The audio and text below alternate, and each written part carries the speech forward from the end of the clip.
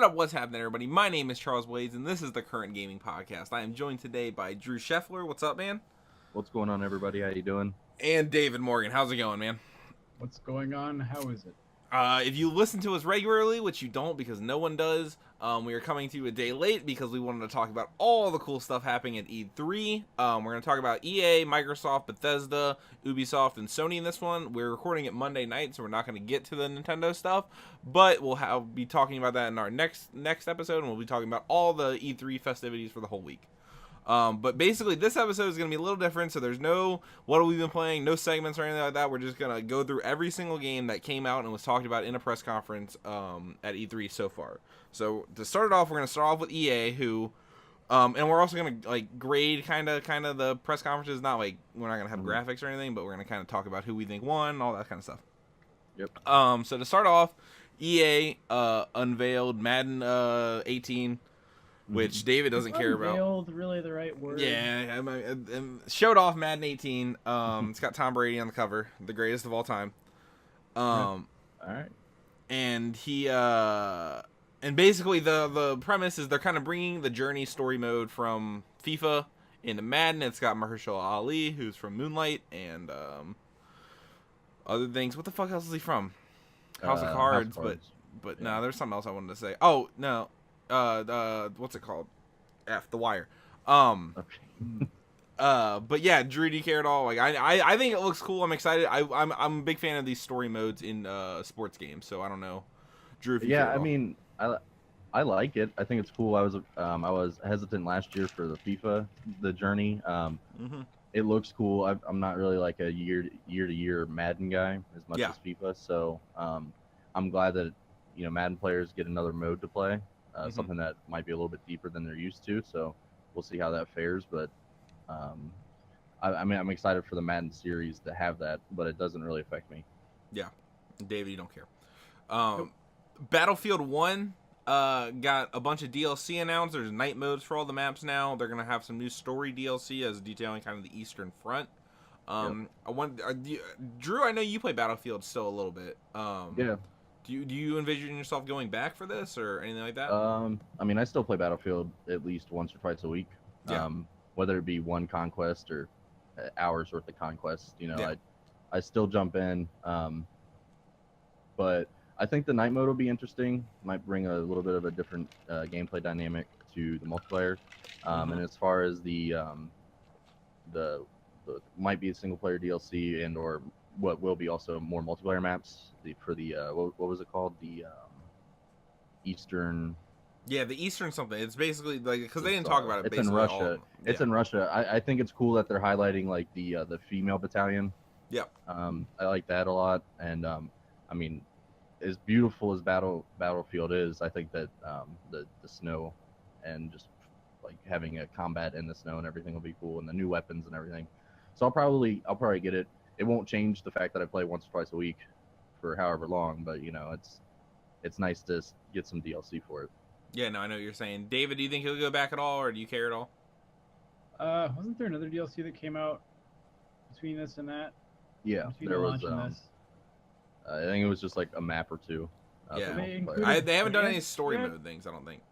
There's been like no fucking France in this whole game, which is like absurd because it's World War One. Pretty prevalent on the Western Front. I don't really understand that, but I probably won't get it, honestly.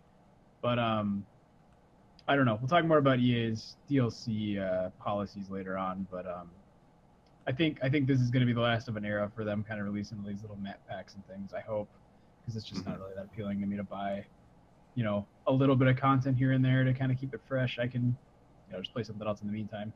Yeah. So. Yeah, no, I know what you're saying. Next thing they announced was FIFA 18. It's got the Journey mode too. Yes, very excited about this. Drew, I know you're excited because you can transfer in it. I'm so excited. Something that should have been a thing that you could have done in the first season, if you will, of the Journey, is being able to transfer your player as you would do in any career mode, my player or my manager or whatever. So I. Thinking I would get more playtime, which again I did, but I played for if anyone's knows of like the EPL, I played for Watford, thinking they're not that great. I'll get a lot of playtime. never could transfer to the team I wanted to play for. So Yeah. with them announcing that this seems to start out like they're adding the transfer and you know the little sizzle reel kind of thing that they did where they had a bunch of actually like really major players in the EPL and just around the world. In the trailer for the transfer, I'm excited. And like I said when I was talking about Madden, I play FIFA every year, so gonna get this. Excited to take Alex Hunter to Manchester United and replace Zlatan Ibrahimovic, who is no longer with us. Yeah, no, I'm excited. I think the story mode stuff is great. Awesome with that. I think the kind of the more broader impact thing you could talk about with it is that like the legend players or whatever, which used to be exclusive to Xbox, are now coming to PlayStation. That's been like a further push, like with EA and all these companies that like have had games that were like had exclusive content on Xbox is now like migrating over to PlayStation or just not having any that's what I've noticed. All the like FIFA trailers seem to have the Sony thing at the end, so I mean that's cool because I'm like as a bigger FIFA fan, so I'd rather a PlayStation pick that up. The next game that you talked about, Need for Speed Payback, I don't care at all. Drew, do you care? Like, no. Right. I mean, I care. Need for Speed is like one of the first racing games I ever played. So like, I played a lot of the different games in the series. Most Wanted on PS2 was a big. Most Wanted was good. Big hit for me. Oh yeah, Most Wanted 2, and Undercover was even really good. But I think Payback looks gorgeous as far as the Need for Speed game goes. I'm not super excited because I was even calling this from like the very first Need for Speed Payback trailer. They're just ripping off a bunch of scenes from the Fast and Furious series. You know, all about family. So maybe I play it, maybe I don't. Maybe I play it at launch. Who knows? No, I won't. I know what I think honestly, that's coming out in November. What I think honestly is the biggest thing that was kind of not a surprise necessarily from the EA thing, but the biggest kind of unveiling was A Way Out, which is the I don't know what the studio is called. The studio that made Brothers: A Tale of Two Sons. Are making like a Prison Break-esque style co-op game, which is pretty neat. I thought the trailer looked cool. Kind of set the tone a little bit. I thought it was pretty neat. David, do you care at all? Looks fine. I don't really know how I feel about like one player being in control of their half of the story and the other one being in like a cutscene. Like they were saying, correct me if I'm wrong, they said it would have like replayability. But to me, that just seems like, you know, oh, this is the part where I don't do anything for, 5 minutes. So I'm just I think it's interesting. Watch this cutscene again. So I don't really know what they mean by that. Maybe it's got some kind of like dynamic storytelling or something based on your actions or something. That'd be cool. Yeah, they showed some stuff about the dynamic storytelling. There's different ways to work out puzzles or situations you're in. They showed where you could control one player and like there's a laundry room scene where one player who's kind of like the smooth talking guy goes up and who's like smooth talked another prisoner, and the other guy is just like this like fucking rough and tough guy, and he stabs him in the fucking neck. No, I'm pretty sure he just punches him or some shit. Oh, I missed pushes the him. Sorry. I assume your characters are innocent or something. I mean, I don't know anything about that. I hope they're guilty. I hope they're guilty. They showed something which I don't really think they should have shown though, in like all the trailers and everything that they gave us, which is that one of the characters, and their names I don't remember right now. One of the characters, the guy that's like new to the prison, he has a kid, and like just had a kid, and that's like his reason for wanting to get out. I feel like we shouldn't know that. That should be something that we find out like as we play the game, kind of, because I feel like, I mean, that being his reason for wanting to get out is kind of a big deal. That's gonna what the whole game's about. That or they didn't know how to develop a really emotionally attached characters, so they were just like, let's just put some sentimental value on here right up front. Don't you guys feel bad yet? Don't you want to get these guys out of here? So I don't know what that says about the characters being like well written or like really deep, but Brothers had some pretty good gameplay puzzles, I thought, and I agree. Brothers does some really interesting things with the way it controls and the way it kind of uses couch co-op. So I'm interested to see how they do that going forward. NBA Live 18 got announced. Fuck off. Don't give don't 2K is like really like sorry. And Battlefront 2, I guess, was the big showcase thing with the EA trailer. They detailed a lot of the multiplayer stuff. Like David said, all the DLC maps and all the characters and all that stuff is going to be free going forward, which you've seen a lot more online games kind of shift towards in recent years. They were like, hey, who developed Titanfall 2 again? Respawn? Respawn. They're like, hey, Respawn. That's a cool game you got there. You doing that free DLC thing? Cool. We're gonna fuck you over, and then that's our thing now. So we're the free DLC guys. Like, I think them doing that is super. Number one, is super smart, and number two, I feel like more. Like honestly, like what multiplayer game that is? I guess there's a few. So never mind. I think you look around and you're like, EA is doing free DLC. Like EA is doing free DLC. Yeah. Like we have no excuse not to. So yeah. it's gonna So really set yeah, precedent like for besides that. Call of Duty, I was about to say which other ones are doing, but I'm like Rainbow Six is doing it, I think. So like, I don't know, but like I feel like that's a good way going forward. Even though I hate like the kind of loot box, microtransaction like mentality. I don't subscribe to that. So like for me personally, I'm cool with them doing free DLC and using that as their way to monetize the game like outside of launch. I thought it looked really pretty.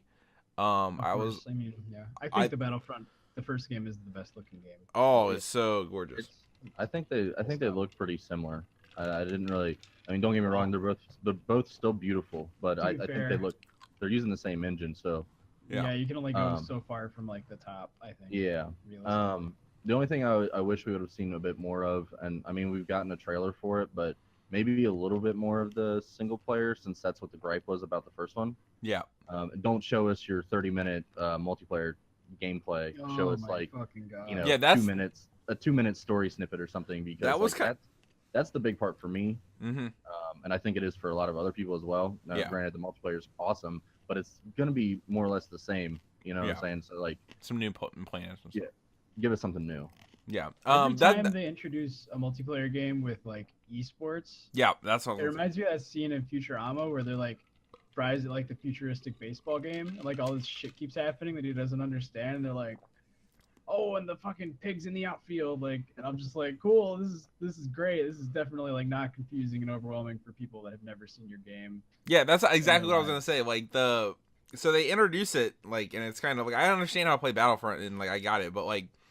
It will, like people would get these powers and then die right away, and like the commentators or whatever would be like, "Oh, he's got the lightsaber. Oh, he's dead." Or like, and I'd be like, "All right, well, this is not really showing this off. Like, I'm not like interested in like you're like making an esport out of a game that doesn't even exist yet. So like, what the hell is the point?" And I think it's interesting to see how all the different kind of publishers went about showing like because each one besides Sony had like an esport part of their thing. Mm-hmm. So like EA went full on like. Different people all over, and then Microsoft and the other Microsoft and Bethesda each had different takes on it too. I'll get to them when we talk about it. But EA's conference overall, I thought was like by far the worst one out of all of them. I don't know if I agree with you there. It was bad. It was among the two worst.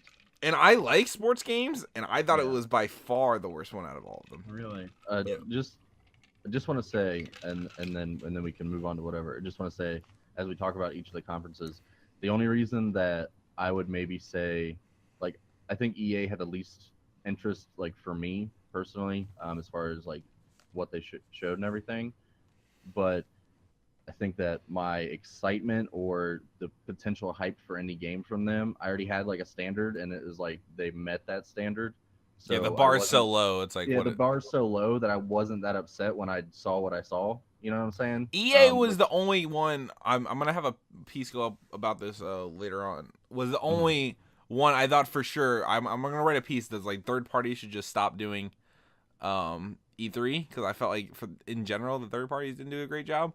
But EA out of all of them, they did not need to do a press conference. Like they just didn't. Like Star Wars could have been at PlayStation and A Way Out could have been at Microsoft, and no one would have fucking cared about the rest of it. Like, and everything else. I'm about to leave for Bethesda here in a few minutes. All right, so then moving on to the next day is Microsoft, who's kicked off talking about the Xbox One X, not the Xbox Scorpio. Jesus Christ. Right. So how do we feel about the name? Bad. No? First, rate EA's conference. We got to rate it. Grade it. Grade it? I'm giving them a D. An F. Minus. An F. F. F. I'm giving them an E as well. All right. Actually, I can't think of any. You don't want to give them a hard D, Dave? Yeah, fucking F. They gave nothing. All right, I just wanted to know. Okay. So Microsoft, yes. Microsoft. The Xbox, name. The Xbox One X, the Zox. The Zox is funny. The name of the console. I mean, initially, and I don't know what the opinions are. I haven't seen very many. Initially, I was like, I heard them say, and here's the Xbox One X. I was like, what the fuck is that? That is the dumbest name. But to their credit, they have the Xbox One S, which is the slim, and then X being like the penultimate. I understand. Extra. You know what I'm saying? I understand. extra. I don't necessarily like it, but I understand from a marketing standpoint how that works. I think Scorpio would have just been a fine name. that's what I'm Just saying. like, They put all this Scorpio. all this time Really? putting all the name recognition and everything behind Scorpio, and then just right when it's about to come up, change the name. That like makes no Right. sense to me. You should have gone Um, from X to Scorpio, realistically. Yeah, it's very weird. So the first game they talked about was Forza 7, which I don't care about, but Drew, you care about. So why? Yeah, I care about this a lot because I am a racing fan, and I like both arcade and sim racing games. So when it comes to simulation racing games, I prefer playing on the Xbox, and I prefer playing Forza. I've played Gran Turismo, and I've played Forza, you know, the newest one of both when they're out, and I always come back to Forza. I think it feels a lot better, and that's like one of the only things I give Microsoft credit for is Forza. But I know that neither one of you are like big racing fans or Yeah. racing fans at all. So That doesn't draw me. I'm excited about that. I've owned every iteration of Forza since like the third one or the second one, and yeah, I mean it's the same fucking game. It's gonna be racing and everything. It's just gonna look even better. But yeah, I'm excited about it. Then they came out with third-party Metro Exodus, which I know, David, you were a fan of Last Light in 2033. I like those games a lot. Those games are very This good. is not So- open world like people thought. You're glad that it's not open world? I am. Yeah. Because I think that open world has been a really big stilt on games lately. Yeah. And that's coming out in 2018 is the date they gave. Yeah. And so yeah, basically, I thought it was really cool. I've never played any of the Metro games, so I don't think it'll be a You good should. jumping in point. But I should probably go back and check those I mean, out. probably not, but they brought the remastered editions to the Yeah. current gen consoles. Play those because they're on sale quite a bit actually. I agree with David. I like that it's not going to be the like big open world thing because I think that's what 2033 and Last Light did really well was kind of like pushing you in a very what I thought was a pretty strong narrative for a single player game as far as like what was going on. Yeah, creepy atmosphere and stuff. And you had to pick up a couple, items and kind of figure it out for yourself too. I've actually read the 2033 book as well. Mhm. I didn't expect that. I mean, that was a surprise to me completely. Yeah, for sure. I didn't even know. I didn't expect a third game. I played 2033 and Last Light, and I was like, cool. I didn't really know what they were up to, so excited about it. Who knows when it'll come out? They said 2018, but I don't. could be The late. next one I think is probably the biggest announcement that happened at Microsoft, if I'm gonna be honest, was PlayerUnknown's Battlegrounds coming to console. Coming to Xbox first, but then later on coming to PlayStation. Yes. Is that confirmed? Well, Oh, sick. let's hang on a second. Let's talk about that later. Let's go through all these games and let's talk about that. Well, yeah, they did. Well, no, we can just talk about it now. They did the whole Okay, thing. They so- would do so- the Xbox One launch exclusive, Yeah. and that shit was so- so annoying. So I noticed it right every away. fucking game had an Yeah. asterisk. So I noticed it right away, and I wrote down every game they showed, including games that are already multi-platinum platform games like Origins and stuff. So I counted how many games they showed, minus like the sizzle reel of a bunch of like indies and stuff. Yeah. They showed us 24 games, 7 of which, or no. Let me go to this one first. 9 of which are exclusive, completely exclusive to Xbox One. 8 of them and PC and Windows 10. 8 and Windows 10. 8 of them are non-exclusive to any platform, and then 7 of them are console launch exclusives. And I mean, honestly, it's going to be at most it'll be a year. So I doubt mean, it'll I even think be that- that long, if I'm being honest. Yeah, oh it'll be like 4 no! months. I don't know if it'll be that long. I'm saying at most it would be that long. It'd be a year, Yeah. like 2 months it was. But like that's I mean, it's not because it's like technically on paper it's true that you Mhm. have these many exclusives, but like the 22 exclusives as they claimed, but the console launch exclusive like PlayerUnknown, I'm just gonna wait till it's on PlayStation. Yeah, you just wait. Like, Like it's why- and it's so like I understand it from a marketing perspective, as you want to Yeah. build the brand awareness around it and make people think like because like take for example Resident Evil, like that was marketed as a PS4 thing, and like that's a game where I didn't even know it was an Xbox exclusive until like I thought about it. You know what I'm saying? Like when I see Resident Evil in my head, I don't think of it as an Xbox game. You know what I'm saying? So you want to build that kind of brand association with a game, but like it's so annoying where after every trailer we have to ask a question. It's like, is it a real exclusive or is it like right? Yeah. I feel like these are, and because you know that Microsoft isn't shooting for everything that they have on Xbox is on Windows too. So every PC player can play these games if they want. Right. The really shitty thing of it is, and this is probably just my cynicism talking, is I feel like the whole asterisk relies on the ignorance of the console base. Like, oh, it's an Xbox exclusive, because like anybody who owns a PC or like really gives a fuck about that is gonna be like, oh, it's this timed exclusive right there. Yeah. So like I feel like they're just kind of like, ham-fisting it in there just to be like, look, Xbox owners, buy our new Xbox because you're gonna have all the exclusives. We've got 22 of them, but not really, because none of them are actually exclusive to the console. Right. If you have a PC. Yeah, this so it feels like a really PS4 annoying. versus Xbox thing now. It's just silly. I don't get it. So after PlayerUnknown's Battlegrounds, they talked about the Darwin project, which was their like esports like annoying thing where they brought out this fake shoutcaster during that it. So cool for like 5 seconds. It really did, and then I was just like, oh, it's a hero shooter. Cool. This is not fucking trite at all after Overwatch. I mean, the big mistake was showing it after PlayerUnknown. Yeah, after. That was the biggest mistake. I thought it was another battle royale shooter, honestly. Yeah. I think it is a battle royale shooter. But I think there's classes. I think there's classes, but I think it's overall like I think there's classes, but it's also like you're just trying to kill each other. I didn't know there's teams. Right? I mean, that's what it looked like. So we can go with that for now. It's just the mistake was putting after PlayerUnknown, put some games in between that, or just don't make a game that's like practically a rip of games that have been like PC games, so PlayerUnknown being on there. Like there's plenty of games that already do this shit. So like even if you add the heroes and powers and everything aspect to it, like it's not, your game probably won't sell as well as like all these other ones that are already doing this. Yeah. And that PlayerUnknown's coming out this year on Xbox, and then Darwin Project doesn't have a date, and I wouldn't be surprised that game just never comes out, or it's one of those games that's like in beta purgatory that's like forever. Like you can always try it or whatever. You know what I'm saying? Yeah. After that, they showed Assassin's Creed, which is coming out in October. It's called Assassin's Creed Origins. It takes place in Egypt. No one knew that going into the show. It was very top secret. No one had ever heard that before. Right. Came out of the blue, really. What did you think, Drew? It was my get hype moment. No, I'm just kidding. Yeah. Even though it had all these fucking leaks, which is it always seems for every Assassin's Creed game and most other games, like from Ubisoft, they leak a bunch of stuff. And even though it had all these things and we knew where it was and all that, the gameplay and the just like the kind of light RPG elements they're adding to the game and the looting and everything, I mean, what better way to try and combine or like revitalize your series than like I think those gameplay mechanics fit perfectly, because if you want to keep doing Assassin's Creed, you're gonna have to change it. That's the problem that people are having. They're saying this is fucking, we get the same Assassin's Creed every year. So like now it's still Assassin's Creed. Yeah, sure. We're going Origins, but they're adding the like legendary loot. There's the RPG stuff. I mean, that makes it exciting for me. As David, I've said now, every time I like the Assassin's Creed series. So see, I disagree with Drew.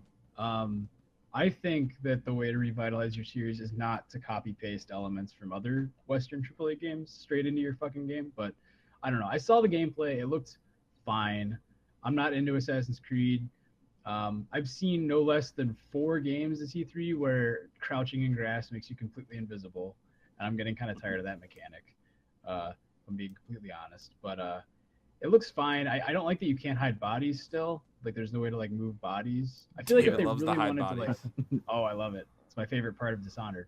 But if they really wanted to go a cool stealth route, they could really like make it more forced stealth or forced combat. So give you more options in either way, because they have like a talent tree, right? Yeah. I saw one, I thought. Yeah, so I don't know. Maybe there's a talent for it like down the line or something that I don't know about. But it looked like Assassin's Creed. Like they put some new bells and whistles on it. I haven't followed the series that strongly ever since like Black Flag, so I can't say that I really know what's making it all innovative. But it felt like E3 this year was like also just it is a big commercial, but especially for Assassin's Creed, because I feel like every conference was like and here's 30 minutes of exclusive Assassin's Creed Origins gameplay. And I'm like, okay, cool. Can't wait. So not really that interested. Maybe it'll be good. I mean, I might pick it up if it's good. Yeah, no, the thing I got away from it was I thought it felt kind of Assassin's Creed and not. In that there's not like a big city where you're climbing towers, and they never did that shot where it was like he climbed to the top of the bell tower and then it did the spin around and you saw the whole world like being red and you could fill it all out and it's like explore your zone or something like that. It was like it was more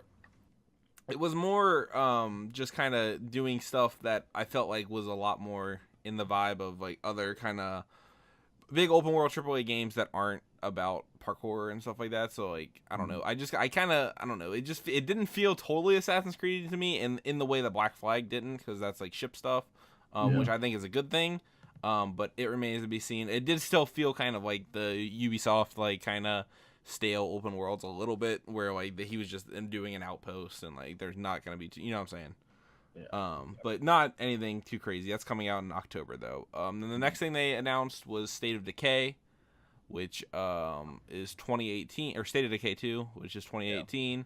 I'm not really into State of Decay. The first one, it's like a cult hit, I know. It's got like its following, but the zombie stuff doesn't really do it for me normally. I don't know. I guess I shouldn't say that. I like zombies, but it didn't do it for me. A lot. Fucking sick of zombies. It didn't do anything for me in State of Decay, and State of Decay 2's trailer did not sell me at all. Yeah. I'm just not. It looked buggy. Like even the trailer, I was like, this is gonna be a buggy game. Yeah, the first one was like that was like the big thing in the first one. Was it? It's not like it's like a AA game basically. Okay, I know nothing about it. Kind of. Like, there were some missing animations. But it is like a cult hit. Like people love that game. People like go to bat for that game. Okay, like Far Cry 2 kind of level. Like go to bat for that game. Okay. Then after that, Dragon Ball Fighter Z, or Dragon Ball Fighters. Yeah. Fighters. I'm not really sure how it all works. I think it's Fighter Z. And that's being made by what's the? It's better than Guilty Gear Zard with an XRD. What's that developer's name? Arc System Works. Yes. Are making it. I thought like as opposed to the Xenoblade games, which I could ever give a fuck about, don't care at all. I know Drew, you played them a little bit, but like I thought this game looked really cool. Hang on a second. Like, and I'm not. Xenoblade? You mean Guilty Gear? No, yeah, I think you mean Guilty Gear. Xenoblade's an RPG. No, Xenomorph or whatever. What the fuck are you don't play fighting games. Don't. What are the Dragon Ball Z? No, what are the Dragon Ball Z games? Xenoverse. Budokai 2. Xenoverse. Those are the new ones. Xenoverse and Xenoverse 2. Okay. There you go. Yeah. Xenoblade. All right, that's not that crazy. Well, I mean, when one of them, they're both different games, so they are different. Dragon Ball Fighter Z. To your credit, I played Xenoverse, not played Xenoverse 2. Because I didn't like Xenoverse. I used to play Budokai back in the day. I don't know if I'll play Dragon Ball Fighter Z or not, but like the one takeaway was as a 2.5D fighter, it was absolutely stunning. Yeah, it looked really pretty. Looked so pretty for like that type of fighter. And that was my big takeaway. It's like if it's ever on sale, probably when it comes out, I would buy it. You know, I might pay like $20, $30 for it, but well, it depends on how much it launches for. I don't know. It might not be a $60 game. Yeah, I don't know. But, David, do you care at all? Yeah, I do actually, because I loved like Budokai and the original 2.5D Dragon Ball fighting games. I think this is a return to form for them. It looks really good. Like they're really good at taking 3D models and making them look like anime. So I'm really excited for that. The animations look great. I think it'll be fun. Yeah, it was when a Dragon Ball Z fighting game came on screen, I was like, okay, I don't care. But by the end of it, it made me be like, all right, maybe this is something I could get interested in. The next game is The Last Night, which is the cyberpunk kind of dystopian future game in like the kind of not photorealistic but the realistic-ish kind of world where all the people are pixel art. The art style looks fantastic. David, I kind of want to know, get your take on this game. What do you think about it? Last Night looks really cool. Actually, I love the art. It's not very often you see really high quality pixel art like that, especially in like such a unique. I don't know what engine they could be using for that. Yeah, I don't know. It made pixel art cool. Like pixel art, it looks cool normally, but like it's kind of been overdone a little bit in the past few years with the revival and stuff like that. And like it kind of has a new take on it, which I thought was really neat. Yeah. No, it looks really great. The lighting system looks phenomenal. And I don't know if you've seen the progress shots from like their early builds compared to now. It really didn't used to. It used to look pretty standard, kind of 2D world, but they've really blown it out. Like it's got a lot of depth, a lot of parallax layers and stuff. So yeah, it's awesome. I'm very excited for it. I think it's supposed to be like a puzzle platformer, kind of like inside. Yeah, puzzle. Yeah, inside kind of Limbo. That's sick. Narrative. Because I thought it was gonna be like a point and click, which is like fine, but I prefer the gameplay of those games. So yeah, I'm very excited for it. Yeah, Drew, what did you think of it? I thought it looked fun. I thought it, the art style, like we all pretty much discussed. I mean, it looks good, looks fun. We don't know much outside of the, kind of some puzzles and story stuff. What all we know about it, there's not a whole lot that we've been given so far. But it's something that, and that's exclusive to. Is it? That's a timed exclusive again. Yep. Okay. Then yeah, that's something I'll wait for PlayStation. I was just trying to figure if it was something like to start to boot up the Xbox again for or not. But if it's coming to PlayStation, I'll just wait. But it's something worth playing, I think. Yeah, and that's coming out in 2018. The big controversy surrounding this game, though, was the developer of the game, Tim. What was his name? Raines, I think that was his name. I can actually look it up. I think it's Tim Raines. Good old Tim. In 2014. Had a lot of tweets in support of the Gamergate kind of movement. And David, you had some hot takes about this. What did you think about this whole situation? Okay, let me just give you my interpretation of what happened. Break it down. Not defending what this guy said, because that's shitty. But yeah, just to get a little political here. He said he was egalitarian in those tweets, which, you did? Like it or not, he's a feminist then. If he's egalitarian, he's a feminist. Same fucking thing. I think that this guy, he's pretty young, I understand, it's really easy to fall into this mindset of like us versus them. He probably was just confused on some of the aspects of modern feminism. Maybe he was only seeing like radical feminism. I know he was taking some time to criticize Anita Sarkeesian's videos, something about her equating you not being deeply offended by video games' take on women as becoming sexist through playing video games, although she didn't think that made you violent if you played violent video games. That was one of his criticisms of her. I don't know the rest, but basically I just think that he made some hot tweets about some subjects that he wasn't really that educated in, and kind of fell into the Gamergate movement, which is very misguided. They really went off the rails when they started harassing women, but like I mean it's not really logical to be like, yeah, Gamergate. But if he really was for like ethics in video games journalism, I guess I could see why, as a developer, he would get involved in that. I don't think it's right to ask, and he has apologized since for it. He said that the game is not based around those views. He said he's changed a lot in these last 3 years, and I believe that people can change. I believe people can change.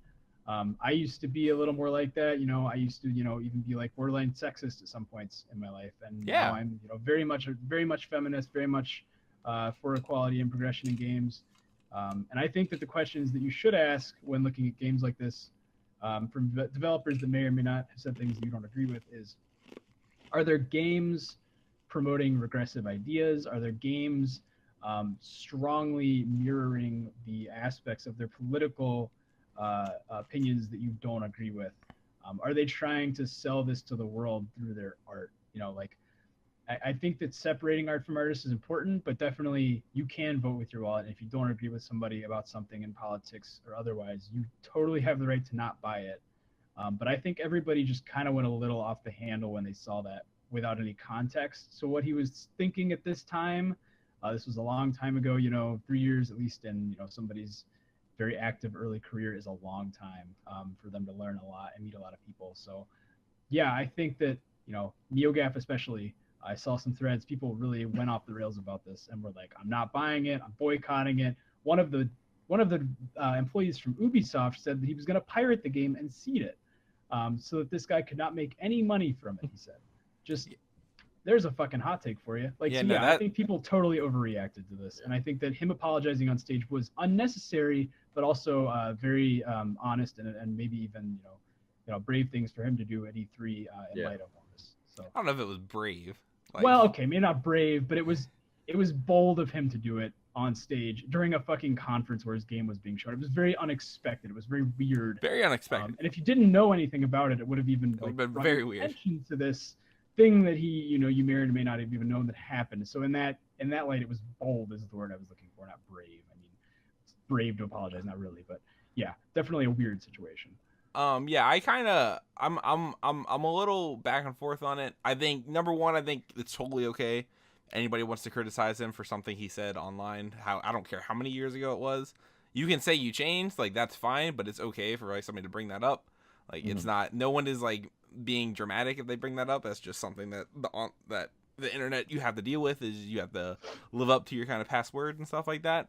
I'm taking it the other way. You were talking about, well, I understand if you don't want to play something that doesn't maybe like adhere to your political stances and stuff like that. I would have been a lot more interested in this game, because originally when he was pitching it in these tweets, he was talking about he wanted to make a game in which the world it was set in was where progressivism went wrong and radical feminism. Radical feminism won. Won or something like that. That would be a really interesting game. I would probably completely disagree with everything it said, but I would 100%. Some kind of weird. It's just like if you're really into libertarianism and you play BioShock and you're like, oh, I hate this game. I'm like, well, you're fucking stupid just because it doesn't agree with your point of view. And I would be the same way if I didn't. I would completely think the game would be wrong. Probably, I could point out its flaws in a lot of ways and the way it characterizes certain types of groups. But like, I think people having more political opinions and stuff like that in their game would be really interesting. And to see him back down, while yes, good for him as a person that maybe he's changed his mind and stuff like that, and that'd be cool that the game isn't like that. I wouldn't hate at all if it was more challenging to that point of view. Not that point of view needs like challenging or anything, but not that it needs like constant like beratement, I guess is what I should say. But that it would be interesting to see that kind of get a big thing. Drew, do you have anything to add, or are you just kind of same boat? Not as you as I mean it'd be interesting for the gameplay perspective, like you're saying, but I pretty much, David said everything that I was thinking about the situation, you know, and of course, like, you know, people are going to find anything you post online, and there's always people that are trying to, you know, start shit. So you're going to, even if what he said was wrong, but like, there's always going to be people that are going to take it and blow it out of proportion. And it happens with everything. So, you know, again, he didn't have to apologize. He did, which, you know, whether that shows that he actually does regret his actions or, you know, he's just trying to get back on the good side. If it's that, I'm just kind of like, so if he did it, if he actually believes that, that's great. He's changed his mind as a person. That's great. Yeah. If he's doing it just to sell his game, like, fuck off. Like, just stick to your guns. If you have shitty opinions, have shitty opinions. Right. Don't be a pussy about it. Just make a good game at that point. Yeah. You know? But I don't know. I don't feel like anybody's like starting shit or causing drama just because they want to criticize somebody. I feel like at a certain point, then I'm starting shit because I said EA's conference sucked. You know what I'm saying? Like, it's the same. No, but okay. Well, like David said, the Ubisoft guy was like, I'm gonna pirate his game. Yeah, that's stupid. Okay, that's stupid. First off, you're in the games industry, so you know how devastating it is, especially idiot, from a fucking indie developer. He's small. He's small compared to Ubisoft. Fuck off.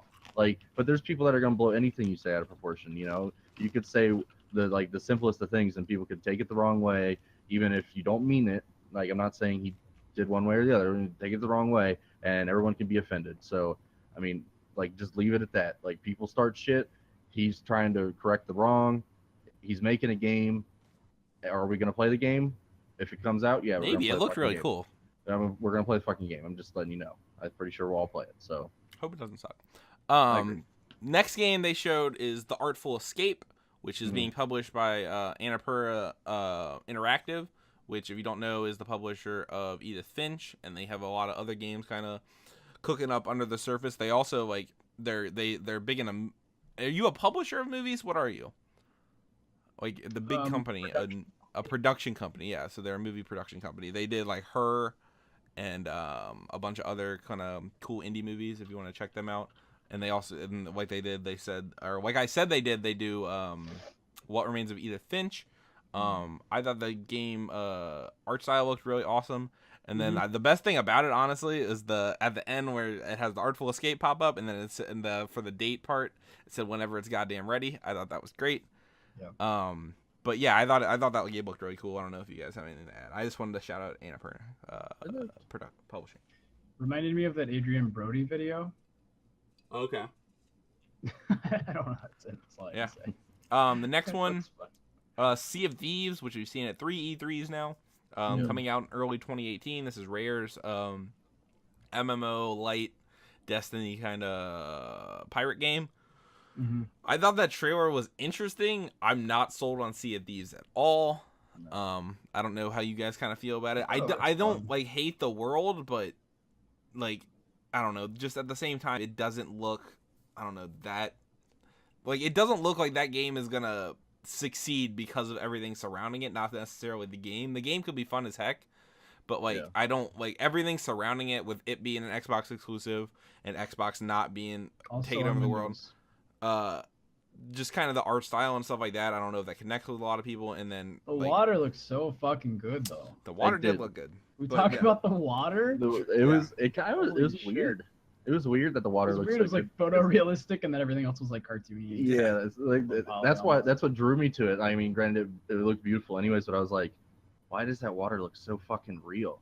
And then like you got these fucking like janky, cartoon characters running around shooting themselves out of fucking cannons. Yeah, I don't know, Um, the animations and stuff looked a little stiff. I don't know. I guess they got time to work on it, but It's something I would play if anybody would play it with me, just to give it a go. I'm not saying it would I be think like that's a the point. I don't a think long anybody's- a long excursion, or anything like that. People that still Yeah. fucking play Destiny to this day, for some reason.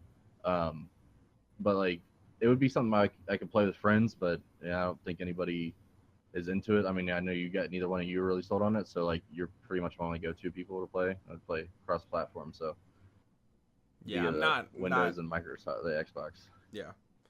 David, do you care? Like, is it? What's your? I think it looks fun. I don't think it's a game that you can sell in like 10 minutes. Like, Yeah, I it don't. seems That's like- the thing. I think they're in a hard time. I don't think the game itself looks bad. I just think everything surrounding around it and like how its launch is handled will decide whether it like kind of make or break it. And like I Yeah. just kind of I don't have faith that it's gonna. You know what I'm saying? I will say that I am cautiously optimistic for that game. Next thing, some of these are out of order. When I was in the Microsoft one, I wasn't paying full attention. I mean, I was paying full attention, but like I wasn't writing down in the correct order. Code Vein, which is the Bandai Dark Weeb Souls game, is coming out in 2018. It looked fucking cool. It looks fucking awesome. Yeah. They fixed everything because in the early trailers, there wasn't any like, I don't know. Do you know what the term hit stop is? It's like when you hit something in a game and the screen like pauses for a second, it gives it that feeling of like wait. They did not have any hit stop in the game. The animations for the enemies getting hit were like barely noticeable, and there was just no feeling of like wait and you're attacked. And they fixed all of it before this trailer came out. So I feel like they're really listening to the community on it. I feel like they really are trying to make a good game, which made me really optimistic for this title. It looks cool, so I'm very excited for it. The next game is the next game they got talked about, Tacoma, from Fulbright, who are the makers of Gone Home. It's like you go to a spaceship and everybody's gone, but they have the little like thing, BioShock audio logs or whatever kind of type things. Yep. That's coming out on August 2nd, which I think is a good date for them. Date many would say I thought about. I predicted even. What did you think of Tacoma, Drew? Did you play Gone Home? I can't remember. Yeah, I played Gone Home. I played it this year. But, Yeah. I played it nonetheless. Yeah, this is one of my like one of the games that I was more excited for from Microsoft. And like I said with like what was it, like last night, I said, is this the reason to turn on the Xbox? I think exclusive. Tacoma. I think Tacoma is. Yeah. Pretty sure Tacoma's Windows 10, Xbox One exclusive. Period. Oh no, it's timed. Are you sure? 100%. Are you sure? 100%. I can look it Well, up, but you go on. Tell me what you thought. I mean, if it's a time exclusive, then I'll wait. I thought it was a completely exclusive game to the Windows or the Windows 10 and Xbox. I like the atmosphere that Gone Home created, and I hope that they can capture the same storytelling through the items and like pickups and everything that they did in Gone Home. I hope they can capture the same thing in Tacoma, and tell us a really good and hopefully another kind of give us like that spooky feeling, like something has gone awry. Maybe this time something will happen. Who knows? Yeah, we shall see. I'm looking. David, do you care? They made they're the Gone Home people. Yeah. I didn't even know that. Looks cool. Floating simulator. I think is what I called it when I was watching. That was I don't know how much you float though. I don't know. Yeah, I was about to say I don't know. Isn't it floating? That you float around? I don't think you float. No. All right. I'm sure it'll be cool. I think yeah, Gone Home was awesome. So getting in there and seeing what they're gonna do is okay. super interesting. My apologies, CJ. It is a console launch exclusive. Yeah, that's what I'm reading right now too. But yeah, sometime in the future, that's one of them. That one and The Last Night, honestly, are two where I might just play them on PC type deal, where I kind of want to be a part of that zeitgeist. You know what I'm saying? And not just wait. Next thing they announced was Crackdown 3 coming November 7th, which I think is an okay date for them. I don't think it's that great. I don't know if Crackdown has like the marquee title name attached to it so much. Crackdown 3 coming November 7th is fantastic. Yeah? Yeah, because you wanted to launch the Xbox One X. I guess that's true, yeah. I didn't predict the date properly because I also missed the prediction date for the Xbox One X. Yeah. But I said Crackdown 3 should come That'd be a launch title with the Xbox One X. Yeah, that was what I thought. That's what I thought it was more of a new console. But like, sure, you want to sell the One X. I mean, Crackdown 3 didn't look like wow, oh my god, it looked great or anything like that. But I think they should have a significant game launch with the One X. And I mean, Crackdown 3, I know a lot of people have been waiting for it. I don't know how many people fell off because they've been waiting for so long, but like, that's a good game to launch with the system. Yeah, no, I agree. And I was a big fan of the Terry Crews FMV stuff at the beginning. Yeah. Terry Crews is the man. David, do you care about Crackdown? I know. Did you play the first Crackdown? Yeah, the first Crackdown's fucking awesome. Got it for the Halo 3 beta. Yeah. That game's good. Ended up being also a good game. Fantastic. Return to form. Crackdown 2 was too edgy. Yeah, Crackdown 2 kind of missed the mark on what made the first one great. So I hope this one kind of comes back around and we get it. We get something good. That comes out November 7th. And the next game that I talked about was the much rumored Cuphead. Finally got a release date of September 29th.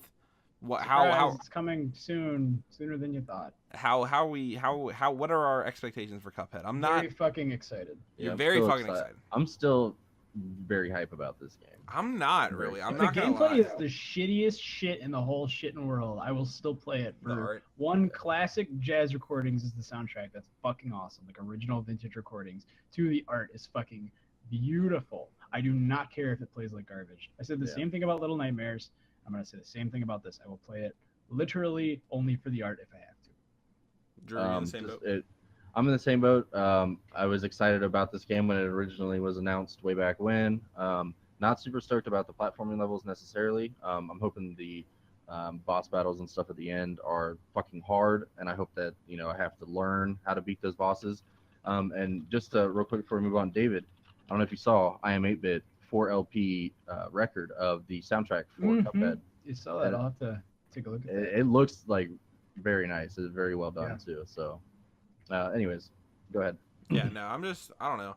You guys seem to be much higher on it than me. I was really... they're adding platforming. Yeah, they are. I heard people say, "Oh, a boss rush, oh, it's lame." I don't know. Like, I feel like, yeah, that's what I'm saying. Like, stick to your fucking guns. Make the game you want to make. Is kind of the way I'm feeling. No, honestly, I think. Well, this is like their first game. They're like totally like they were just like fine. I don't know. And like, oh no, everybody. But I think everybody has to have like a learn and like live and like lesson learned from your games and stuff. I don't think you cut your teeth on a game that you hand draw though. Like, I would want that shit to be like good, I mean, the boss rush thing would have been perfectly fine. Yeah, I would have. How many fucking side-scrolling like spaceship shooting games are there? You know what I'm saying? Like, that's pretty much what it was, but it was just gonna be bosses and like the lead up to the boss. But it just happens so much that like a game comes out and you love it, and then there's that one little like red flag that everybody points to. Like, I'm like, hey, check out this game, and everyone's like, it's a fucking roguelite. Like, oh, I'm not playing that. I'm like, no, it's a good one though. You'd have to be like, oh, it's a boss rush. It's only bosses. Like, they're just like cutting that out, and I'm like, good. No one's gonna have any stupid bullshit excuse not to at least try this game. So like, it's a double-edged sword. I hope that it's not like cutting into their dev time and like forcing them to rush anything. But at the same time, I understand why they would want to listen to the community and make it the best they possibly could on their first go around. Yeah. So we'll see. The next game they talked about, another Annapurna interactive joint, is Ashen. I don't know how much you guys know about this. It got revealed in like 2015. but it's another kind of Dark Souls, indie Dark Souls kind of game. But it has like a really like somber, macabre kind of inside vibe going for it, where they don't have eyes and stuff like that. I thought it looked really awesome. That was probably one of my, and just because it's coming from that publisher, is like just based on Edith Finch alone, like they have my complete trust in whatever they're gonna put out. So like I'm interested to see what they cook up with that. The next game that I talked about, Drew, me and you, Life is Strange. Prequel, what's it called? Life is Strange. Before the Storm. Before the Storm. Prequel talking about Chloe and Amber's relationship coming out. The first episode's coming out. Chloe and Rachel. Or Rachel. Rachel Amber. That was her name. All right, fuck off. Yeah. They're coming out with the first episode for that end of August. The interesting thing is that the voice actress who initially played Chloe is not playing Chloe in this game because of the voice actors strike, which I thought was super interesting because now this is the first major game at least I've heard of that's actually being affected by all that. And that's kind of, number one, that's a bummer that somebody else is having to do that, and number two, maybe this gets the ball moving on that kind of stuff. I don't really know. Know what you guys feel about that. I mean, the voice actor strike thing, that's fine. That's what it is. Focusing more on the game. Watched a little bit more gameplay today. Yeah. During the like IGN like pre-show stuff, they had one. It looks good. I mean, I don't think that they didn't really update the graphics that they're using or anything. Granted, yeah, it's the same thing. It's the same engine. They just don't have the rewind now. That's fine because I play all the Telltale games, so you don't have to rewind, so you have to kind of think more about your choices. Only going to be 3 episodes with a bonus episode for people that get like the deluxe edition. Yeah. That's gonna have Max in it, right? Yeah, you play as Max. And spoilers. 1, 2, 3. Spoilers. Chloe's dad passes in a certain tragic event.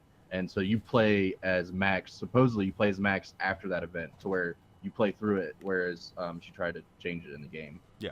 So that's what they're talking about. But the gameplay they showed today showed a conversation between Chloe and Rachel in the junkyard, and it kind of brought back like those feelings when you play it when you're Max and you're trying to figure out like, you know, when you went back shooting and beer figure out bottles. what happened. Yeah, when you're shooting beer bottles and I don't know. It was kind of interesting to see Chloe and not as an edgy person as she is in the game, like the first Life is Strange, and then seeing how Rachel's character is, you can see like how much it influenced Chloe. So Yeah. I think the 3 episodes are going to be fantastic. I think it'll give us a lot more narrative. Hopefully going into in-depth going Insight. into Life is Strange 2 whenever that gets announced. David, do you care at all?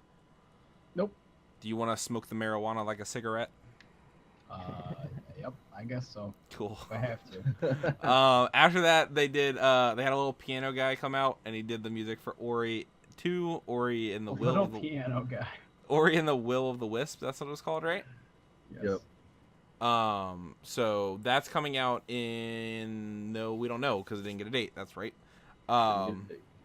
Do you care at all, David? I know you weren't. Fuck yes, I love it. Oh, I thought you weren't hot on Ori for whatever reason. I love it. It's Ori's not as good as, fantastic. like, some Metroidvanias, Hollow Knight, but it's really good. I'm Ori really was excited for the second one. amazing. Drew, Huge. are you? Is this something you're gonna dust off the old Xbox for? Yeah, this is going to be something I'm going to dust off the old Xbox for. Also, just want to point out, you called it yourself out. You said, "Hey, well, that was a pretty good prediction." I fucking nailed this shit. Yeah, you did. Okay, you did, before you did. it even leaked, I nailed this shit. You So did- you fuck did nail that. fuck everyone. I called this, and I'm very excited to press the Xbox button. that owl looked really sad in the trailer. Oh, dude, wanna know what's his going whole on with that owl. family.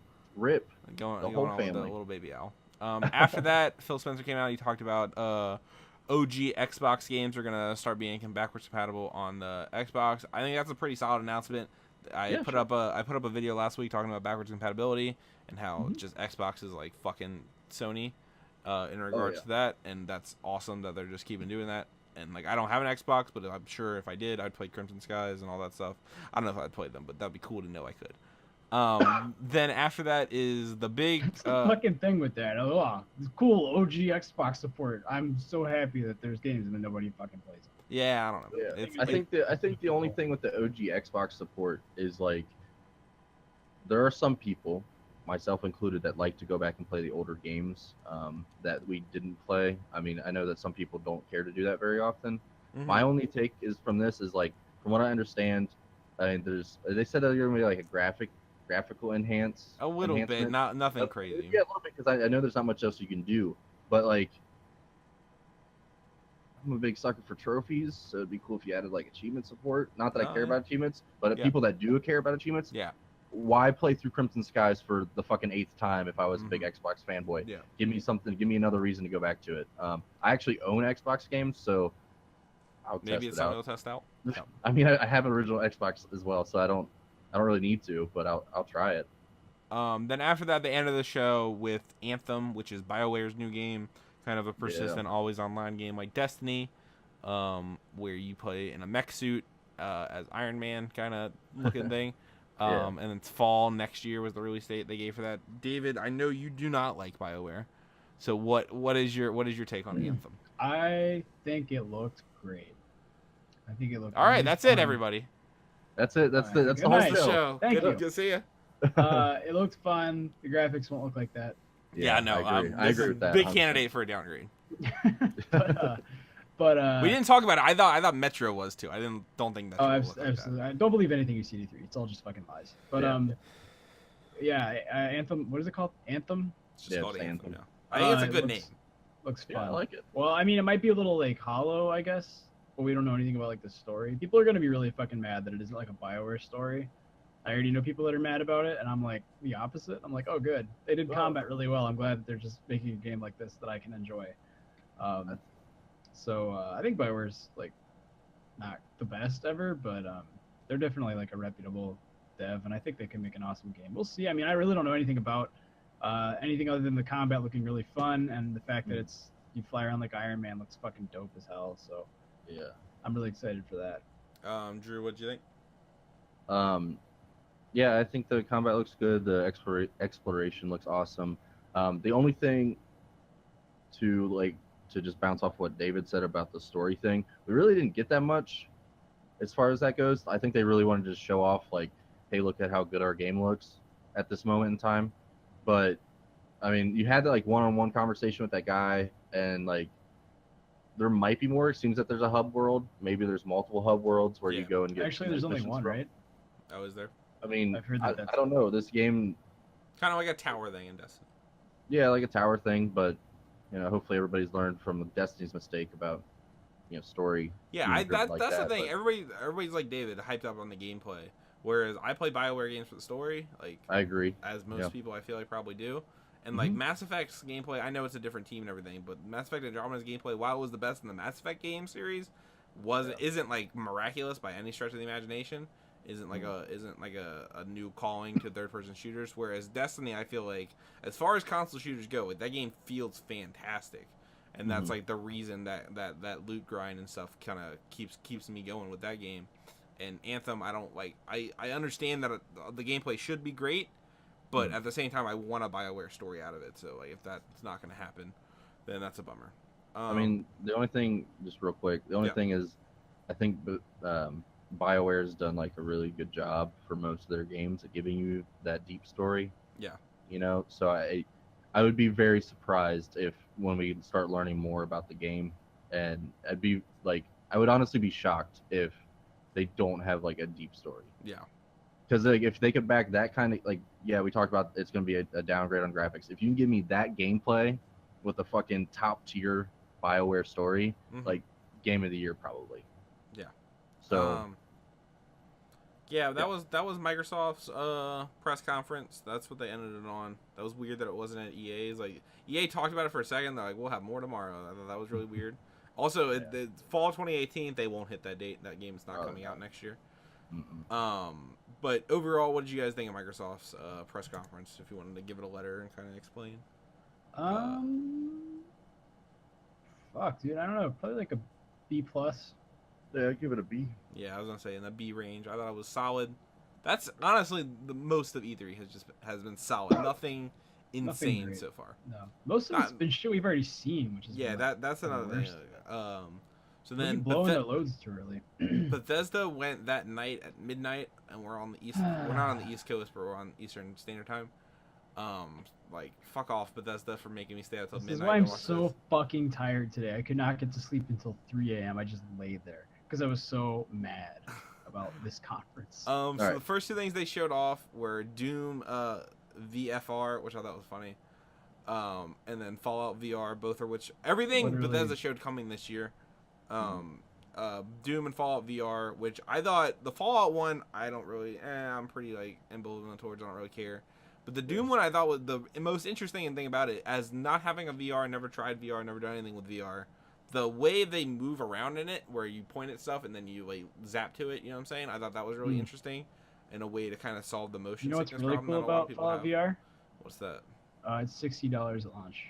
Is it a different thing, or is it not a separate thing? Actual fucking US dollars. That's weird. Yeah. So is it just Fallout in VR, or is it a whole new thing?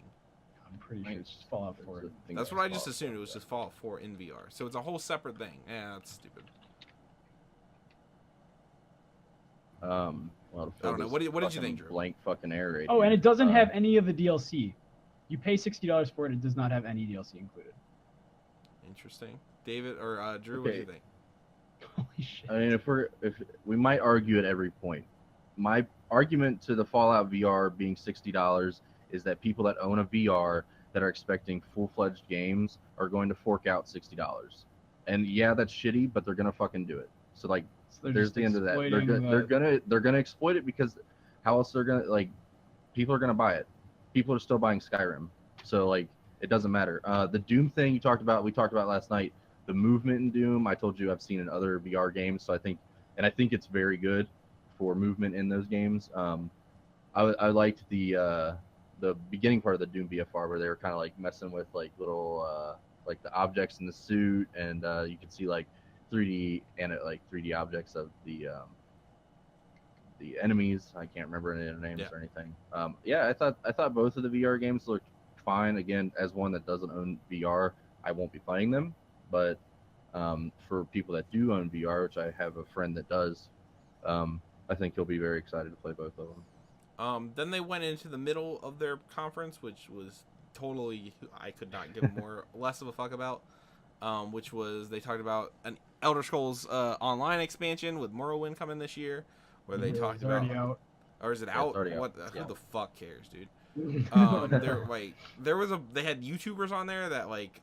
I'm just like, why? Whoa, Morrowind! Why? Next year's real quick. Next year's Bethesda conference, they're gonna go through the show and then be like, everything is already out. I'm just like, It's like this is all the games we made. They did that at the beginning too. They went through a sizzle reel, but it went on for the beginning of their thing where they had the little kids talking. I thought that was kind of cute, but then it went on too long. It went on a little too long. Yeah. One day Bethesda's gonna have to make a new game that's good. One day they'll have to stop riding the coattails of fucking Skyrim. But the next thing they talked about was the Creation Club, which is like kind of paid mods. They just advertised paid mods. All right. Let's break it down for me, David. Why is this terrible? Because this is literally the thing that they tried to do earlier this year that everybody bitched about until they stopped doing it, except for they're doing it again and they're calling it something else. They're calling it Creation Club.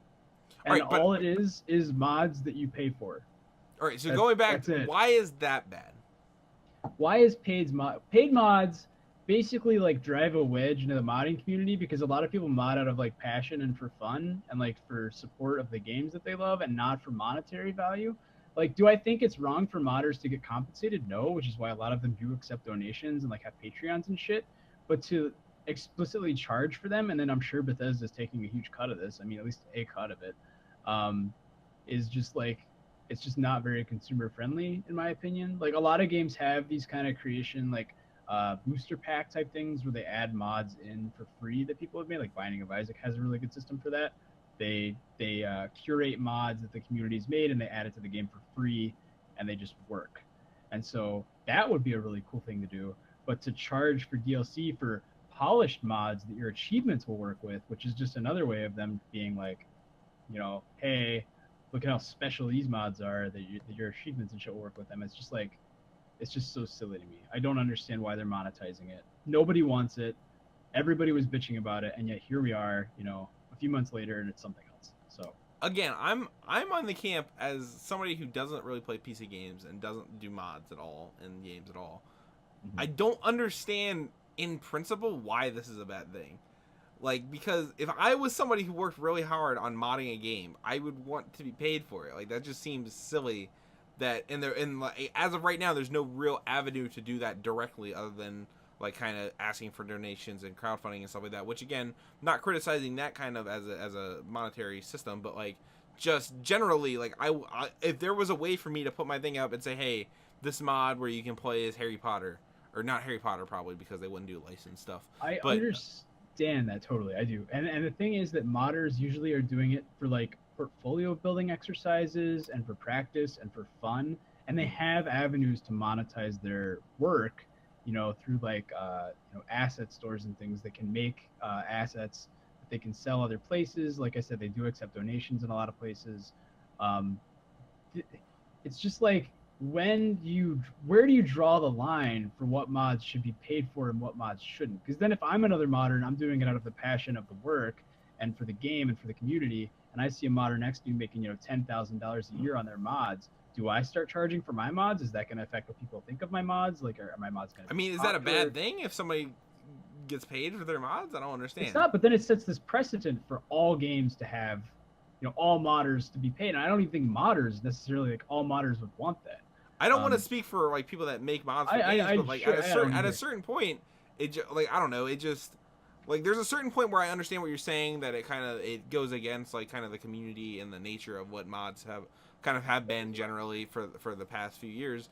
But at a certain point, like a change like this, people are just kind of bitching because they're not getting free stuff anymore, and like I'm just like I don't know, like that's kind of what it feels like to me. That seems like you're oversimplifying the whole situation. Like at a certain, but like if there's a modder who wants to get paid for their mods, and Bethesda's made this program, and the modder themselves says, "I'm into this. This is something I wanna align myself with." Then I feel like, and if you complain about that, like you're just bitching because you're not. I'm just so surprised that they brought it back after. Oh, I am too. I'm not backing down so swiftly. Well, it was Steam before. Bethesda wasn't doing it themselves before, That's true. right? But they saw what people were.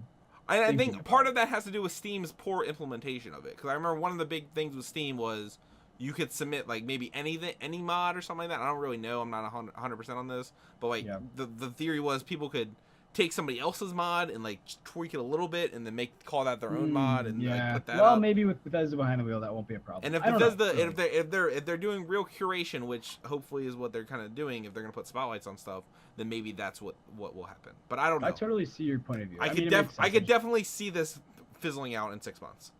Like sure. Yeah. Drew, do you care at all? So Elder Scrolls card game, no one cares about. We're gonna move on to Skyrim on Switch though. Yeah. So tell me why I shouldn't buy Skyrim on Switch. Because why would you want to use motion controls? Because first off, it's gonna support the Pro controller. I know. But also, I saw everybody flipping the fuck out. I saw tweets, etc., etc. Who's gonna buy a 6-year-old fucking game? Hey, look, they released the remastered fucking edition a year ago, and everybody fucking bought it. Okay. They did. So people that play Nintendo exclusives, like my younger brother's gonna get it. He's never played Skyrim. I completely understand why. You know what I'm saying? So they have to stop making the same fucking game eventually. Well, and they will. I mean, they will. But like, will they? It's gonna be like Skyrim 2. No, I mean, I think they'll get around to making a new one. But I mean, it also takes a little bit of time to make a big fucking game like that. And of course, they want to outdo themselves. I mean, Skyrim was fucking huge. Wow. So you had, and it did so well. So now everybody's like, well, Skyrim was really good.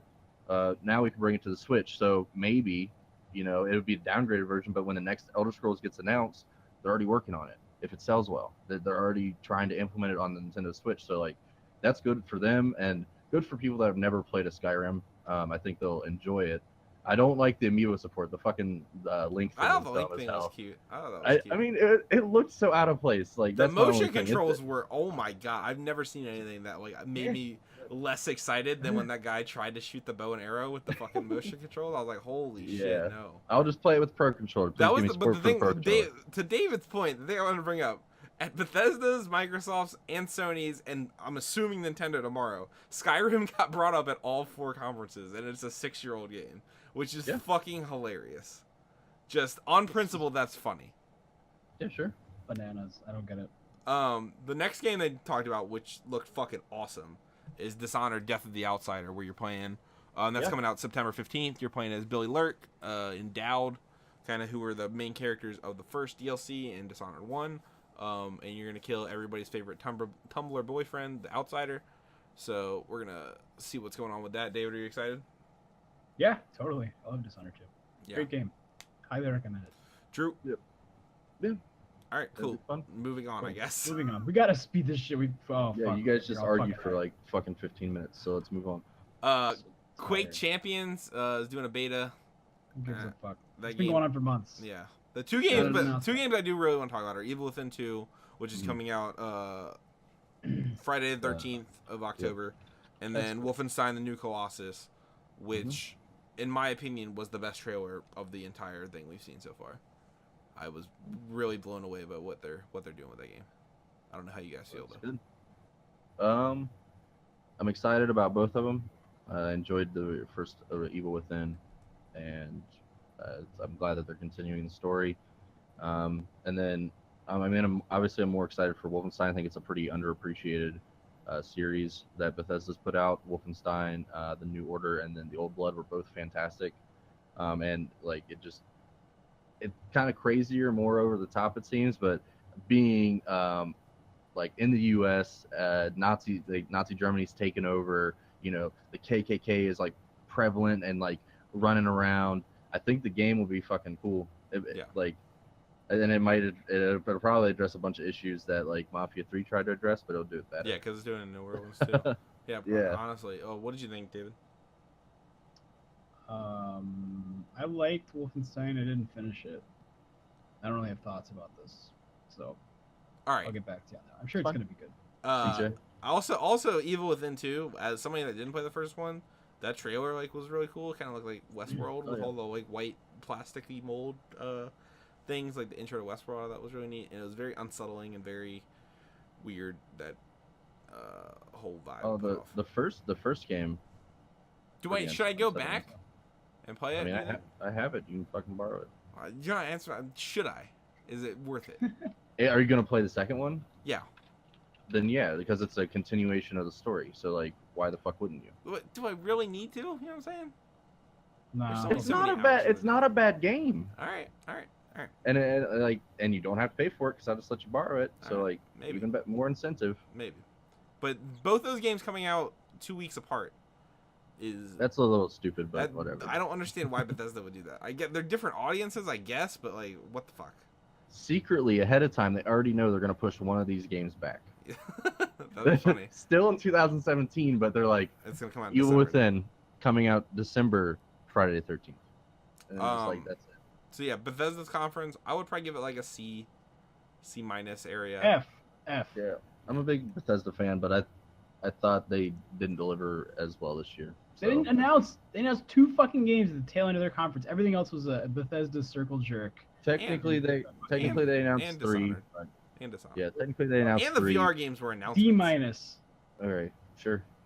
I thought yeah, C area. Again, maybe This they is the middle didn't. ground. They also kept it very short and sweet, 40 minutes. So I thought that was really good.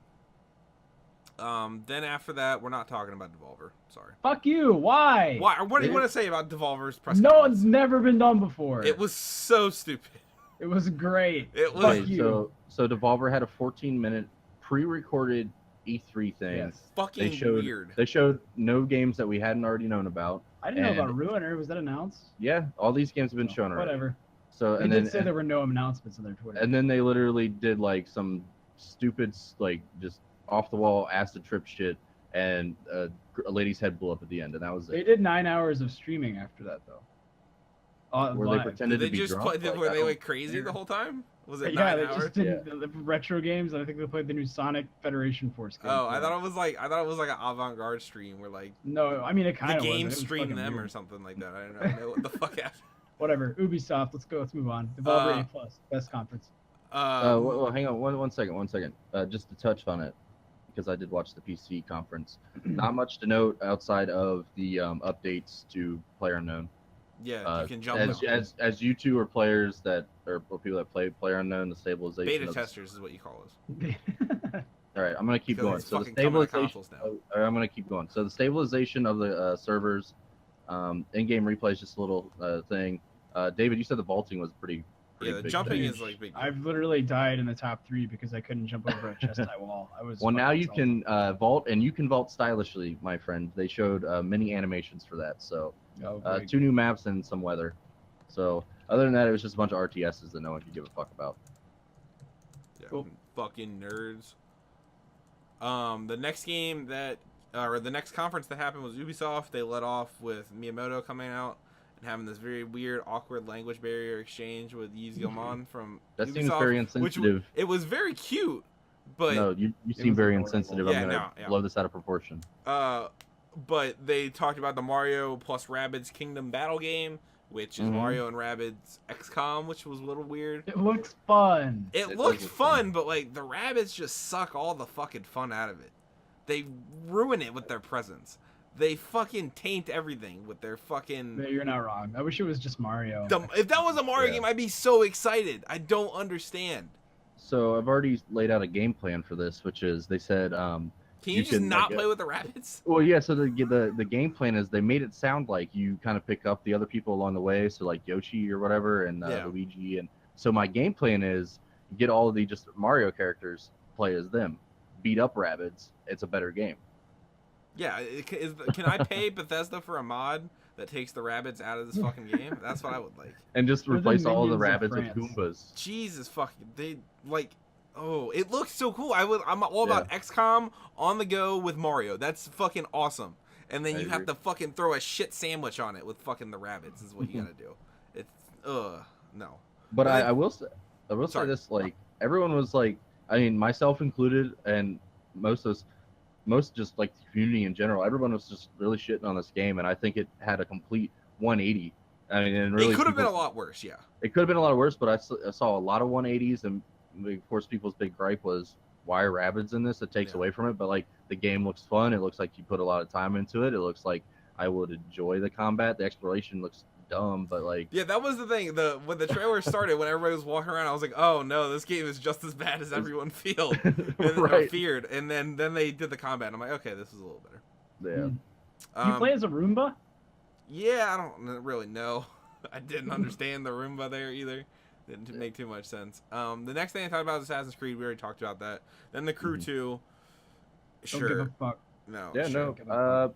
Again, as someone that likes racing games, I already signed up for the beta. I don't know. I've never played like a racing like an airplane racing game. Yeah, it's like Also action never played a sports, boat too. racing game. Yeah, and you do like. You're gonna be the master of all. What is it? Motorsports. Yep. Looks interesting. I fucked around in the original Crew a little bit, but I didn't enjoy it as much as like other racers. But like I said, I signed up for the beta. It'll be interesting to play. The next thing they talked about is South Park: The Fractured But Whole. Quick little short glimpse into it. Confirm the release date again. Fuck yeah, that game looks awesome. Just give it to me. Really excited for that. The thing I will note is after Bethesda's one, it goes Evil Within on the 13th, South Park on the 17th, Wolfenstein on the 27th. That's a fucking week, man. Great. That's goddamn. That October low key is shaping up to be the new March or February, whenever it was crazy. Earlier. Don't need another one of those. The next thing they announced was Elijah Wood in Transference. Yeah. What even is it? It's Is I it a don't know what it movie? is, but the trailer was Yeah. cool. Just Yeah, on a it was. strictly trailer basis, it was really cool and like really had all the kind of found footage.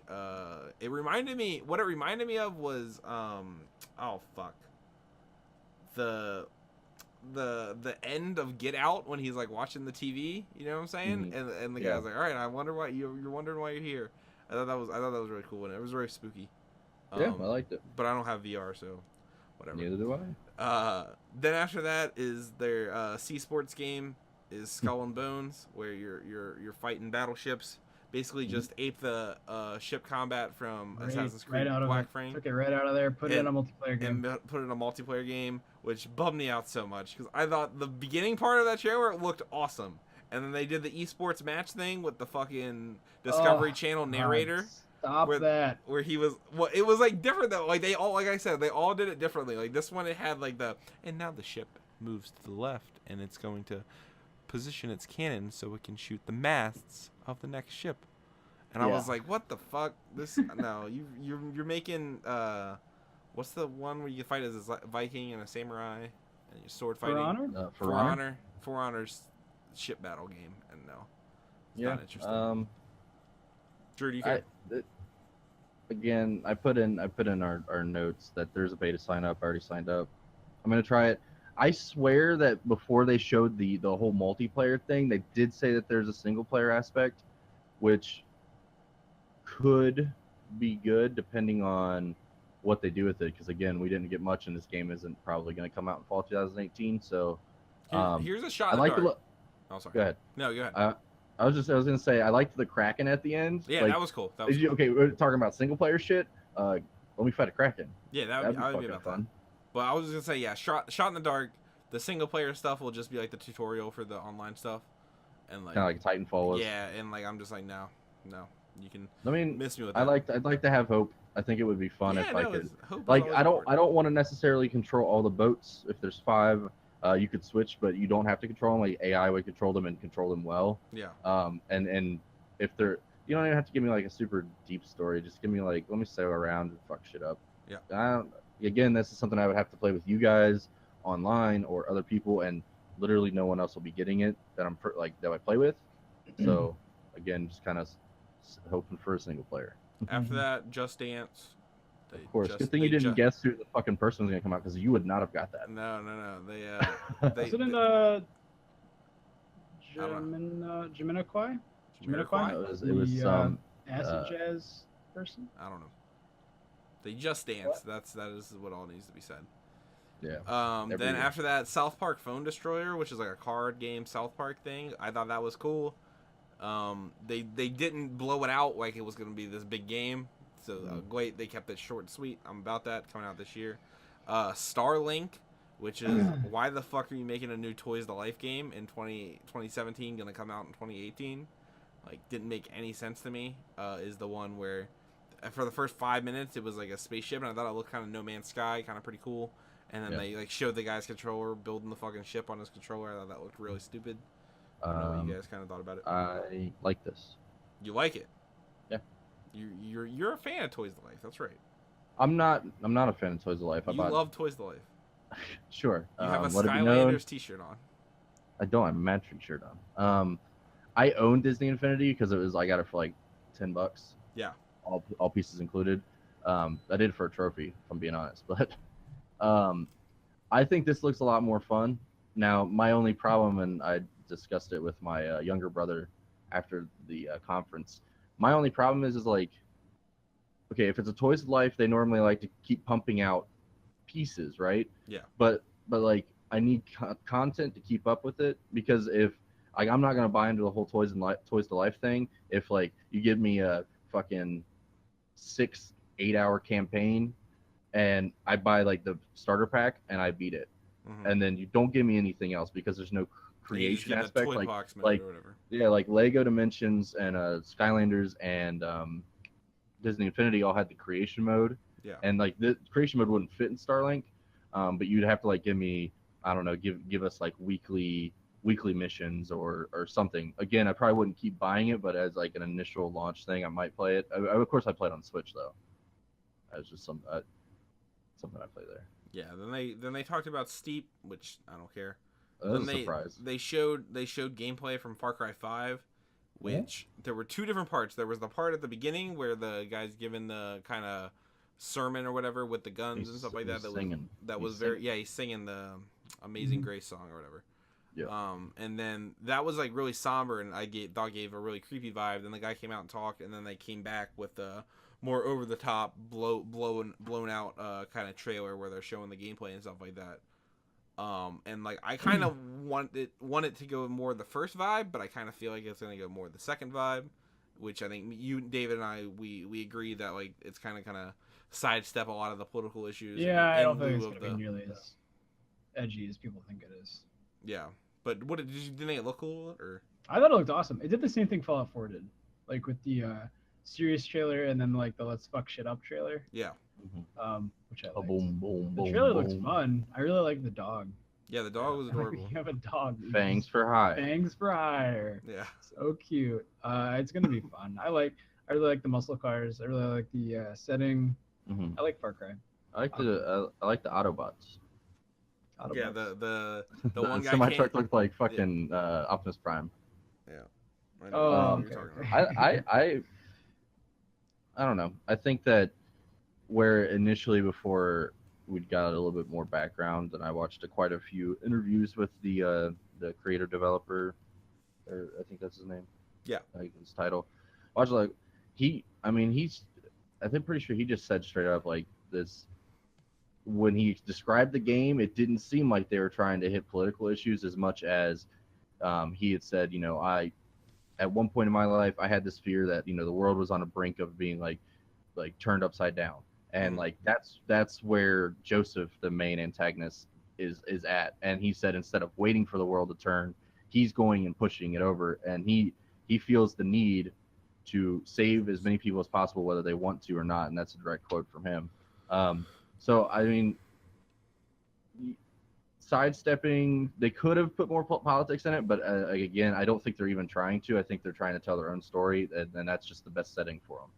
All right. And which is like a change of my perspective, because I definitely thought the same thing that you guys do. Then the last thing, this is probably the most, besides one other one in the Sony conference, was probably the most out of left field, get hype kind of thing. Beyond Good and Evil 2 got announced with no release date or anything. I thought the trailer looked awesome and the tone they were going for looked awesome, but this game is not anywhere near coming out or anything. This game is barely a game. They put out a press release after that I just want to read. Journey to System 3 for the prequel to one of Ubisoft's most beloved games. Fight alongside unforgettable characters in a stunning new solar system as you struggle for freedom and the right to determine your fate among the stars. Play the adventure by yourself or with friends in a vast, seamless online playground. Why is Beyond Good and Evil 2 a multiplayer playground game? I'm not about ruined that. It already. Beyond Good and Evil 2 is a spiritual successor to the cult classic, a prequel that will transport players into a profoundly multicultural world, capturing the spirit of the original with grandiose decors and intense dramas that play out across a vast universe. Blah, blah, blah, who developed it. But then they go, through the Space Monkey program, Ubisoft Montpellier will be developing this game alongside the community of its fans. And that sentence right there just says to me, this game is nowhere near completion. They're developing the game alongside its community of fans. That just says to me, this game is a work in progress, and this game is not what you think or want Beyond Good and Evil 2 to be in my head. But I don't know where you guys fall on that. Yeah, I agree.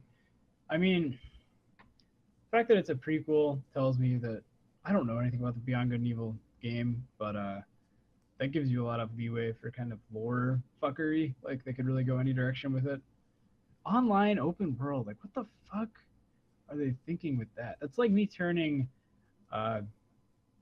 fucking Shadow of a Colossus into like a MMO or something. Like, it just doesn't make any sense, like, thematically with the game.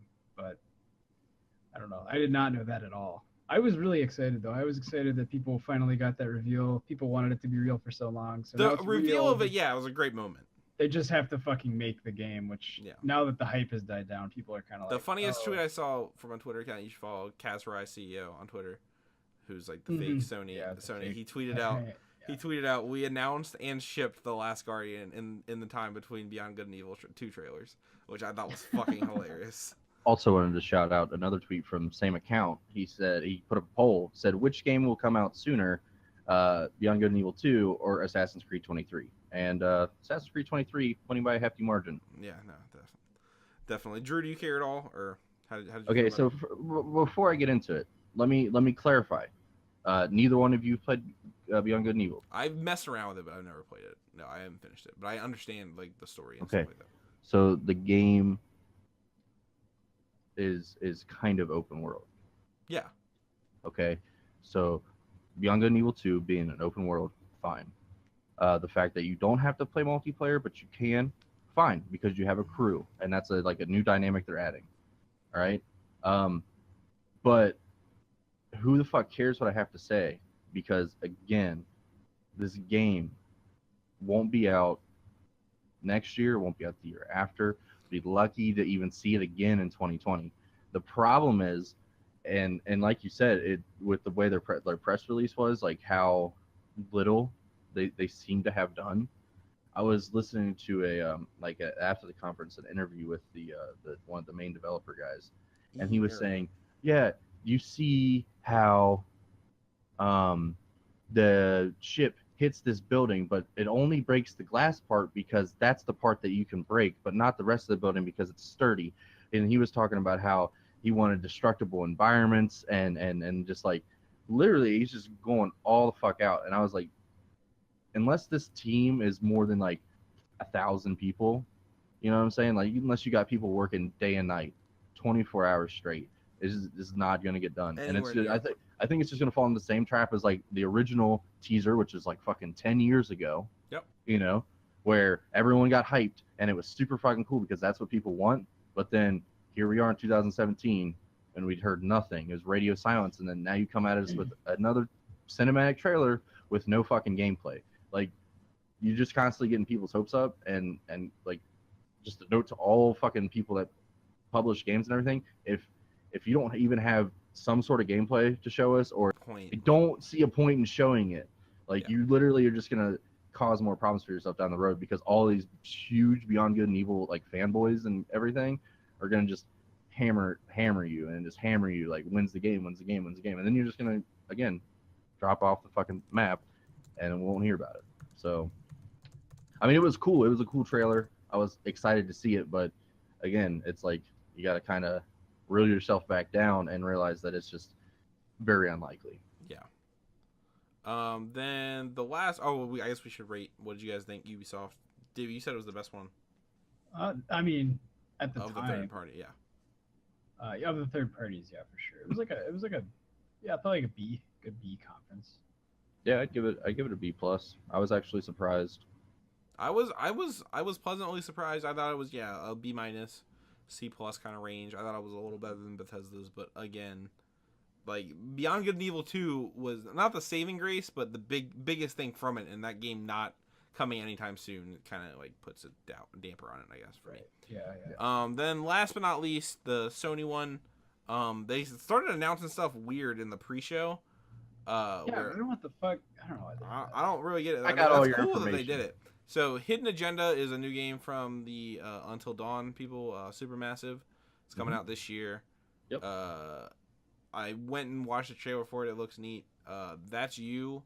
What is that one? I didn't get to see that one at all. That's You. It showed kind of like it again, and just to note, Hidden Agenda and That's You are both part of the PlayLink program, which are games that are utilizing your smartphone as the controller. So you're making the choices on your smartphone. Making the choices on your smartphone, which Telltale has brought into their games now as well. Hidden Agenda, just to touch on it real quick, looks awesome. I think that would be really fun, just to kind of like hang out and vote on like what options we're going through for that story. Then That's You is kind of, it reminded me kind of like Jack in the Box, like the little party games and stuff. It has you take pictures of the other people you're playing with and like draw on them, and then there's votes and questions that are asked. Like Shuei was on it in the gameplay trailer, and it was like, who's the most likely to, dress like a cop or some shit like that, and like people voted for Shuei, so it's like, it's just a little party game. Supposedly, at least in Europe, it's going to be part of PlayStation Plus next month, so we might get it as well. But the last PlayStation Plus was different for both, so we'll see. Then after that, Knack 2 got a date. It's $40. It's not a full $60 game, which I think is probably a good thing. Get some goodwill behind it. It's coming out September 5th. Then Matterfall, which is the game from Housemarque, Yep. kind of run around in a cylindrical kind of thing, is coming out. When is that coming out, Drew? August 15th. August 15th. I thought that was the one that was going to be on PlayStation Plus. What was on PlayStation Plus? That's you. Or that's you, yeah. Yeah, if you were following the thread on Twitter, he said it was weird because he put it right after Matterfall. Yeah, that's you, the one PlayStation Plus. I like the Matterfall gameplay. Yeah, it looks looks really kind of cool. Like, David, you played like at least I think you did N+. Oh, is it those guys? Okay, no, it's not those guys. It's the Housemarque. Resogun. So Resogun and like Alien Nation, Dead Nation. Don't they have a fucking game coming out in like? Yeah, they have like 5 games all at once. Called like. But like I'm just saying, like it kind of had like the wall jumpy, Oh, kind of that's like cool. Yeah, Next platforming. Machina comes out on the 20th. That's the same. Yeah. yeah. Housemarque. So same people, Yep, yeah. Same people. What the fuck? But I liked you could like there was like places to create platforms and kind of That's like cool. that I'll helps check you this out. solve I the didn't watch puzzles. the pre-show, so I missed all this. Yeah, no. Yeah, I didn't expect it. You got to follow Wario, man. He gives you all the updates. Wow, these guys just cannot stop making games. And they make great games, to be totally honest. They do. After that, Everybody's Golf. I think it already had a date, but it's August 29th. Golf, the fucking golf games. There's so many golf games. Everybody's Golf's cute. It's like Everybody's it's not like Golf's super simmy. It's like it's No. it's There's like arcadey. golf with your friends. There's Golf It. The Golf And then Club. what's the other one? I think the Golf Club is the Vertiginous. one. Okay, but Vertiginous Golf. These are all PC golf games. There's like 10 of them. Oh Yeah, yeah, but that's like a streamer thing. I'm pretty sure. Like streamers. It play is golf totally, games. totally. But true. to set it apart, okay, some of the people that worked on Hot Shots Golf, which is Okay, that's a lot of people really enjoy that game. Yeah. They're working on it. It's Everybody's Golf. There's pretty decent, deep character customization. It seemed like I saw. They Very have other. important for my they golf have- games. Well, I mean, the people that are playing these type of golf games, like I'm just the fucking little with cute anime-looking Yeah, cartoon characters, they give a fuck. you. It's cool. There's also other mini games that you can play in between holes. There's golf cart racing, it said, and fishing, which I mean, I guess when you hit the ball, and you're on your way to the next hole, you're like, I might as well stop here and try to catch me a fish. Yeah, they it's like said an it was open gonna world be- golf course or whatever. Like, they don't I just- think it looks pretty fun. I think they said it was going to be $30, and Yeah. I think we said August 29th. So Then GT Sport got a date for fall this year. I don't want to harp on it too long. Super Hot coming out this summer. Plus the VR things coming to PlayStation VR. That's awesome. cool. I want to play that game. Same. Really bad. Another game, VR game called Spark, which is like Pong, I guess. yeah, it looks Coming like out Pong. late this year. Undertale finally This got is big. announced for PS4 and Vita. Blessed. Yeah. And that's getting a physical release through IM8bit, I'm pretty sure. Didn't give a date, but I would assume it's Friday this year, but I don't really know. Yeah. And then Ni no Kuni 2 got a date for November 10th this year. Fuck yeah, Ni no Kuni is fucking awesome. I never finished it. I should probably finish it before I go out and making grandiose statements like it's fucking awesome. But that game is like fantastic. I'm very excited for the sequel. Yeah, I mean, as one that put about 80 hours into the first game, very excited. Then the real show started hmm with Uncharted: The real Lost show. Legacy. We saw some more of that, and the really cool like band that dude was playing the sitar, and they had the waterfall. I thought that all looked really cool. Mm-hmm. Good presentation in that regard. Horizon single player DLC. I don't know why I keep saying Horizon single player. Like it's a fucking multiplayer. Yeah, it's like I don't know why I keep saying Horizon DLC, Frozen Yeah. Wilds. The Frozen Wilds looks really cool. Looks I like you're the snowblower robot. Yeah. So I'm really interested to see where they take that. Hell yeah, it's Yep. coming out this year. Days Gone. Kinda got a bigger trailer, different from the last one, I think, in a lot of ways. fucking Damn. But we didn't get a Yeah, date it's for far that, enough. which I don't really understand why. But David, you thought you weren't into that trailer. Oh my god, this game looks like the most aggressively generic schlock I have ever seen a Western developer make. I am not even exaggerating. This looks like every Western game trope stuck into one fucking game. Like, the main character is fucking atrociously designed. Fucking just white, gruff biker man. Cool, don't give a fuck. Looks like a parody character. That Just you to would make- butt in real quick, we want to apologize to all of our listeners that are part of motorcycle gangs. We don't mean to harp on your appearance at all, but you David guys lives are at very ugly. 18496. That's my zip code? Do I live in fucking... I don't know. It's fine. They're bikers, But man. no, They can't do math. the fucking bikers. And okay, I had in my head just like a list of things that this trailer did that I've seen a million billion fucking times. Walking, walking through a forest cut off by rocks and trees, can't go anywhere else but a straight line. It's a fucking hallway forest. Spooky spook thing happens in your face. You get to an enemy encampment, you hide in the bushes and nobody can see you no matter how close you are to them. Everyone is conveniently faced away from you so you can plant a trap because it's an E3 demo and nothing can go wrong. There's a million zombies right next door for some reason, and they're just conveniently there to rip everyone apart when you're about to leave. Fucking buddy bullshit co-op with a NPC partner, I assume. Zombies, like I'm just fucking zombies. I'm so sick of the fucking zombies. So I'm the opposite of you on this one. I thought that trailer looked awesome.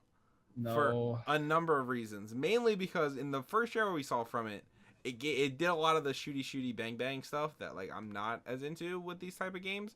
But in this one, I thought it did a lot of stuff from what was the Last of Us DLC called? Left Behind. Yeah. Where you never directly fought somebody in combat in this trailer. You either did a trap somewhere or you like hid in the bushes, took them out stealth, or the best part honestly was using the zombies to like fuck with the other like human players in the game. Does that make sense? And like I that stuff is really interesting, and like I'm assuming you can go about that entire encounter completely differently, where you could just headshot everybody and like try to just fuck them up with like grenades or whatever. So that kind of choose your own playstyle is something I'm really into, and like that completely, I don't want to say it sold me on it, but it definitely got me way more interested than I was based on the 2016 one. I don't know about you, Drew. I liked the first trailer. I liked the second trailer. I don't really see what's wrong with using like things that have worked for other games, and I mean specifically speaking in this generation, which isn't like maybe halfway over now. I mean, who knows how long they've been working on it. I doubt that they just started in a year. So, like, I mean, I think we could cut them a little bit of slack on that. And I mean, I think the game will do well again, exclusive to Sony. I have no doubt that the game will sell. Sony knocked it out of the park with just exclusive after exclusive. I could definitely see this game. Like this is like the Western equivalent. The only thing that could make it flop is the fact that zombies are overdone. I'll give it that, but like, and it kind of feels the same as The Last of Us in a lot of ways. Which was a fucking terrible game, am I right, guys? No, I mean, that's not. But I'm just saying on a sales front, like people don't want the same thing. Let's just make the same game over and over if it sells, right? Well, okay, so let's move on to the next one, which is fucking what? Monster Hunter Worlds. All right, hold on, calm down. We're still talking about Days Gone.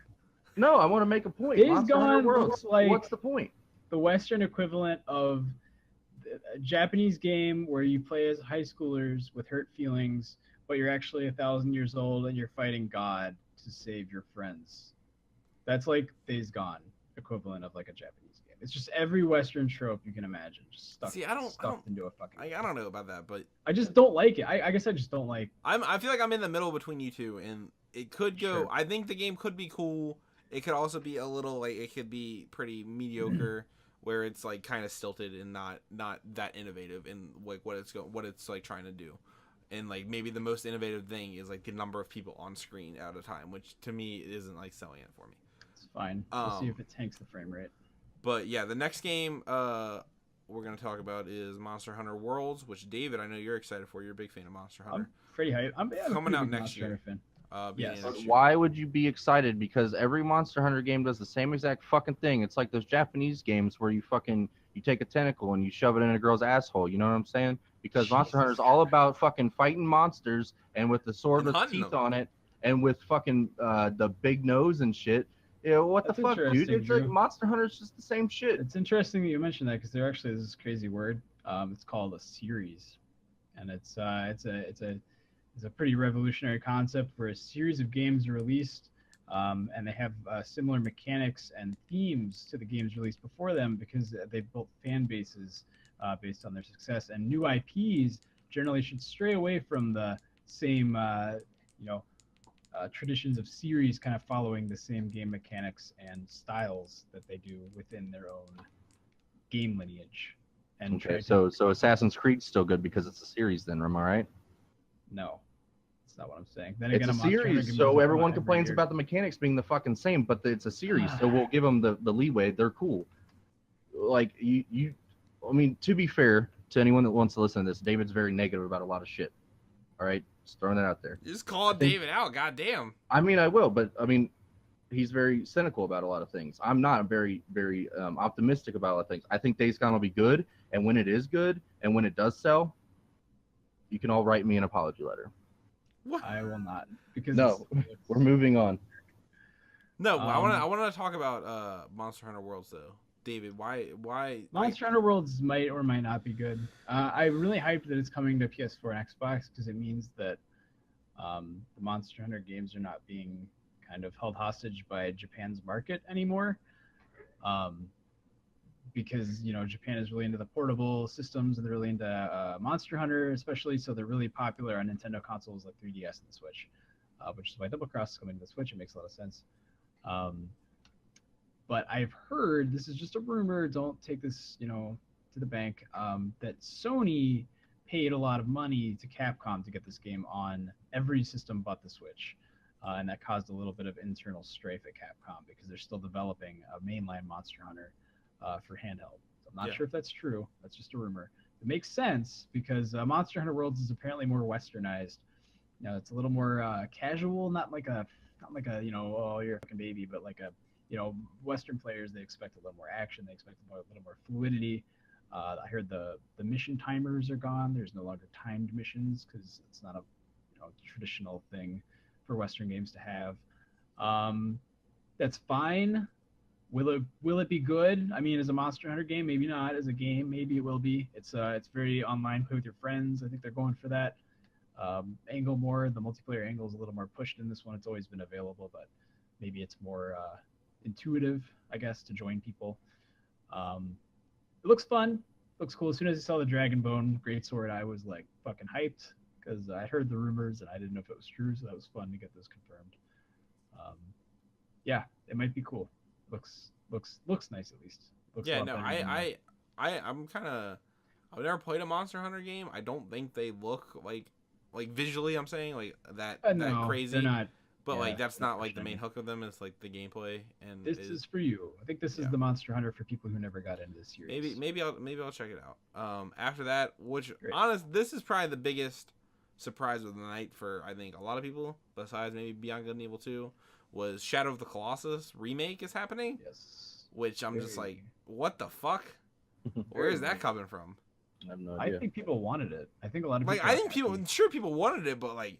No scuttlebutt at all about that fucking game. Yeah. Like, where the fuck that came out of nowhere? I want to say there was coming out next year, earlier today, but up until that point, I'd heard no whispers about this like remake happening at all, and it looked really good too. I played the first one and I was like, I pretty thoroughly enjoyed that one, and I'm excited to play it again whenever we get it.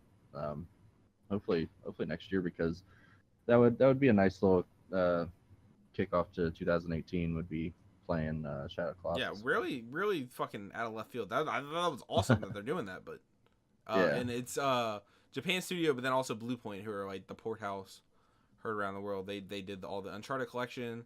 They did the old Gears game. They do a bunch of different ports of older games and kind of remaster them and stuff like that. So good hands there in terms of that port studio. After that was Marvel vs. Capcom Infinite, which right now I think you can get a playable demo of the story mode or something like that. Mm-hmm. Which I don't really care about, but David, I know you like the other Marvel vs. Capcom games, and Drew, yeah, too. I'm not the biggest fighting game fan, especially since they're doing DLC characters now. I think so. They're kind of going the Mortal Kombat route. I'll wait for the definitive Super Max edition to come out. Maybe pick that up. Drew, what did you think? Just going off of what was shown at E3, I like that they're actually giving a narrative to the story, like more so. Like, I mean, we always knew where we were going, kind of, in the Marvel vs. Capcom 3 and 2. Like, you knew where the end point was, but like actually having a narrative and like knowing where we're going, like what we're doing. And then they showed like what was it, Zero? He was controlled by one of the bad guys. Like, he'd rewritten his programming, so assuming you would fight him as well. And I don't know. I think the story mode will be interesting. I mean, I'm sure people care more about the online multiplayer, but I'm not good enough at any fighter to play online multiplayer. So whereas a lot of games I like to play by myself, it just kind of the single player story being kind of spread out and given more details. I like that. Yeah. After that, it was Call of Duty World War II got a trailer. It's coming out at the beginning of November, the 3rd. Thought it looked fine. What if we made a Call of Duty set in World War II? Never been done Holy before. shit! Well, I feel like it's for the kids. It's for the haven't- kids. They want they the kids haven't, to know about World War II. They were like, Modern Warfare was the first Call of Duty game. World Um, War II, that's crazy. But I don't know. It just it does, like, I don't know. All Call of Duty trailers I think make the game look cool, but then when it comes out, I'm just like, there's no part of me that wants to try this or wants to, because I would like to play the story modes for them, but like just everything surrounding them just kind of turns me off from it. Once you get into the multiplayer game, like the second week, and everybody has like pink flamingo guns, I'm like, Yeah. that's right. Drew, do you? I think we talked about Call of Duty already, but yeah, do you? I know you're I mean- excited for it and you want to play World War II, but I'm sure this trailer just sold you more on it. The last historical war game we got from Call of Duty was like World at legit War. historical was World at War, which was 10 years ago. I love World War II 10 years shooters. ago. Yep, 2007. So It's crazy. it's been a while since we have like a historical shooter from Call of Duty. I thought the trailer was like visceral. I thought it showed like a grittiness to the game, and I think that it like encapsulates kind of like World War II, and like how I expect a game trying to show off like real life situations, like real life battles, whether the characters aren't real, I know that, but like real life situations. Yeah, kind of have that Band of Um, Brothers vibe. Yeah, the Band of Brothers, which is a fantastic TV Miniseries. series I enjoyed. And then I thought that they showed I don't know, it to me it looked like just as good as Battlefield 1. And like Yeah. if it looks that good when I'm playing it and they really fleshed out the single player like they're claiming they're going to, and I think they should. Like I could give a fuck less about some made up fucking story where robots are fighting you like all the other Call of Duties have been. Like if you're going to go back and do a historically accurate in terms of like the actual battle and stuff, Yeah. like you really need to flesh out the story and give it some depth. And I think hopefully I get that this year. Yeah. Then Sony went into the VR stuff. Yeah. That they have coming. So Skyrim VR, which we kind of already talked about. That's cool. They're doing it in VR. That sucks that it's a separate product. I didn't realize that. It looks like shit now. It looks like so. I'm pretty sure they I think that's like the same exact one that's gonna be running on the Switch. It looked almost like exactly like the Yeah, same it looks trailer where they like hit bad. things. Yeah. Then Star Child, which like it got a really blown out kind of thing, and I didn't think it looked that great. That was the What one was that with again?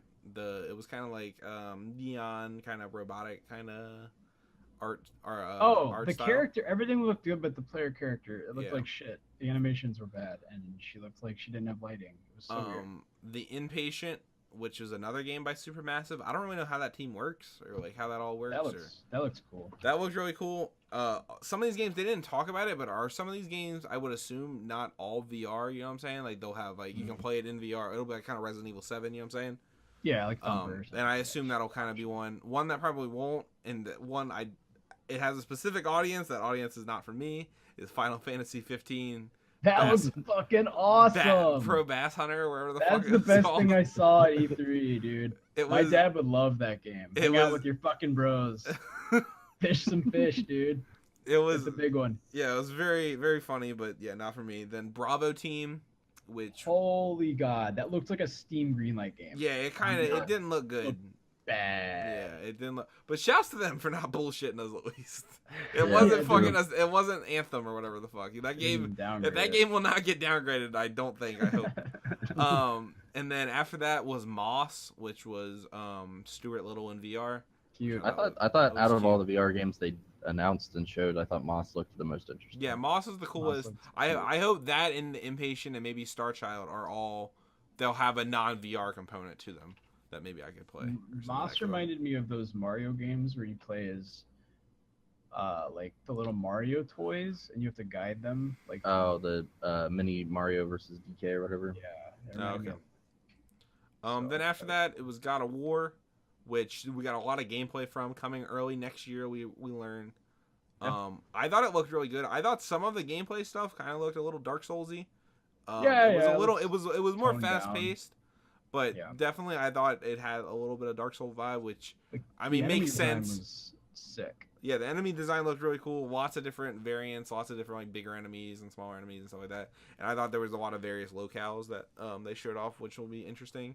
I thought it looked really good. Has me excited in God of War for the first time ever because I don't give a fuck about the other games. Right. But I don't know what you guys thought. So I think that, great. Yeah, I thought it looked good as well. I think the interesting thing to point out is, having played some of the older God of War games and everything, the combat looks very heavy, whereas like before it was like that hack and slash kind of, like juggle them up, hit them down, and everything. Light, yeah, and like this seems really heavy, and not that it's a bad thing, but I would be interested to see how it fares among people that are just like super diehard God of War fans. It almost looks like For Honor's gameplay for some of the characters. Yeah, it did. It really did. I think it'll be cool. I mean, I'm really interested in the story and showing, like, I think they gave us a lot of the story elements that would make it good, and like with his son and everything. I mean, I don't know how that's all going to play out. So is it like confirmed or that we're doing like, is it Norse gods? Is that right? Yeah, that's confirmed. That guy confirmed. Okay. Well, I probably should have figured from the frost giant guy, but yeah, I mean that's cool. Taking it to another mythology. So. And after that, it was Detroit Become Human, which I thought had an awesome trailer of like all the androids like becoming sentient and like recruiting for their army. Fucking bummed it didn't get a date. Like, I don't like shit or get off the pot with that game. You know what I'm saying? Yeah. Like, I don't understand how that game doesn't have a date. We've been hearing about it for like 3 years at this point. But I thought overall the trailer did a lot to establish kind of more so the world that people are in than a lot of people. I'm really excited to play that game. Do you guys feel the same way? Kind of. We're getting bogged down. It's 12:30. I'm not that into those games. Who makes that? Quantic Dream. Heavy Rain people. Heavy Rain. Not that super into it. The themes look fine. I'm kind of tired of the sentient. What if androids were sentient? Yeah, that's just getting a little old. But it's pretty. Yeah. The choice system could be deep. There's only so much memory on a Blu-ray disc, so we'll see how far they can go with that. Then after that, Destiny 2 had a bunch of Destiny 2 doing Destiny 2 stuff.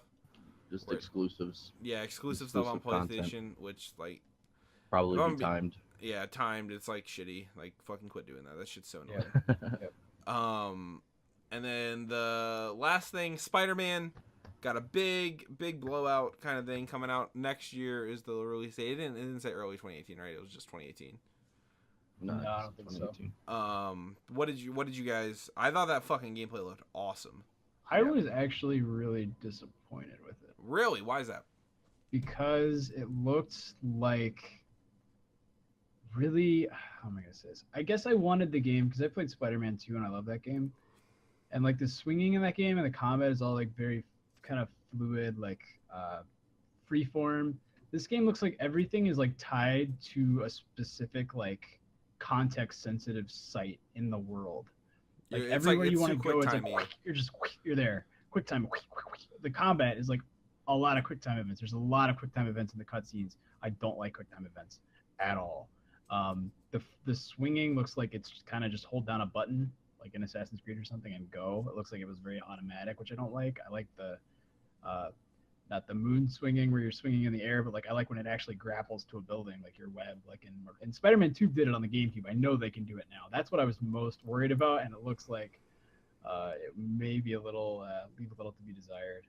I just didn't really like the super like rigidness of because they tried to make everything look cinematic and like cool, and it did. It looked very cool.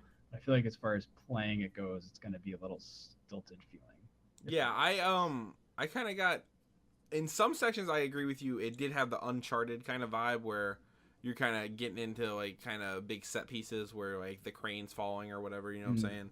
But then like when you chased that helicopter down or whatever in that one section, like, and you're running Yeah. around the world. I thought that was awesome, and that was very free flowing. Yeah, that's the thing. I don't know. And like, how I it's feel gonna like feel. that's more akin to what you're gonna get in like the main open world of the game. You know what I'm saying? Yes. Where and they have like really cool animations where like I remember in Spider-Man 2, like if you fucked up and hit like a guardrail or whatever, it would kind of fuck you up. You know what I'm saying? This one, like, instead of doing that, it doesn't slow you down at all. You like wall run. Or like he hops through the fire escape, and I thought that stuff looked fucking awesome. But Drew, I think you're kind of more on my side, where I thought it was a great trailer. Yep, it was a fantastic trailer. Called it gameplay. Release date 2018. I would just like to point out that obviously it was very cinematic because we got like a story mission. There's guaranteeing you there's going to be free roam. We're not going to see that. They're wanting to show off what the engine can do, and the best way to do that is going to be, showing off a story-related mission. So, I thought at first I was a little turned off by like when he was climbing up the tower, you could see the little circle point and like change where you'd grab to. But I feel like that's something that as time goes on, it would just kind of become like a second nature of knowing where that stuff is. But I thought the quick time events were fine. Maybe a little too heavy, but like I thought they were fine. I thought they worked like fantastic in Uncharted for fighting bosses or doing like those cutscene parts, and really showing off the game. And then I don't know. I thought when he was chasing the helicopter, he was shooting the webs at the buildings. He was. It's the way you're going around corners and shit when you like. Something about it to me looked like a hold down the R2 button and press forward thing. I hope it's not like that, and I hope it is all just like manual. But I can't know until like I play it. So that was just like my. I'm interested in it for sure. It looks really neat. The combat kind of reminded me of the Arkham games, which I know David you're not really into, but that combat's like awesome. Red it's flag like for me. Literally the best melee combat. So I hate it. It's awesome. But that wraps up our E3 stuff. Oh, I guess we didn't give Sony a grade. What was the? I would say a B, about the same as Microsoft, a little more maybe. I would say C+. Because you think that was worse than Microsoft? Yes. Why? Because FromSoft wasn't there. All right. So fuck off. So because David didn't get what he wanted, it's a very bad show. That's right. Well, that and because a lot of the single player content they showed was DLC for games that already exist, which is fine, but like that's more expected. At least Microsoft had a game. We didn't even talk about that fucking platformer that came out of left field. The platforming game, the 3D character platformer with the fox. Lucky's Tale? Yeah, Super Lucky that looks Tale. fucking cool. Okay, well, I just want to let you know right now, out of every game I've written down, I have noted here, worst game at E3. Oh, yeah? I wouldn't go that far. Super Lucky Tale, worst game at E3. No. I thought it looked like shit. I thought it was like the gameplay was something that's just like. Yeah, you're right. I forgot. I didn't talk about that. You know, I would give Sony a B+, just throwing that out there. But I think it's Microsoft was a little. I think they're both pretty equivalent. Better. My big takeaway, if I have one big takeaway from E3, it's number one, fuck esports for invading this thing. Not fuck esports in general, just like they don't need to be in your conference. There's no like that's not what this conference is about. It's not about pimping your esports brand.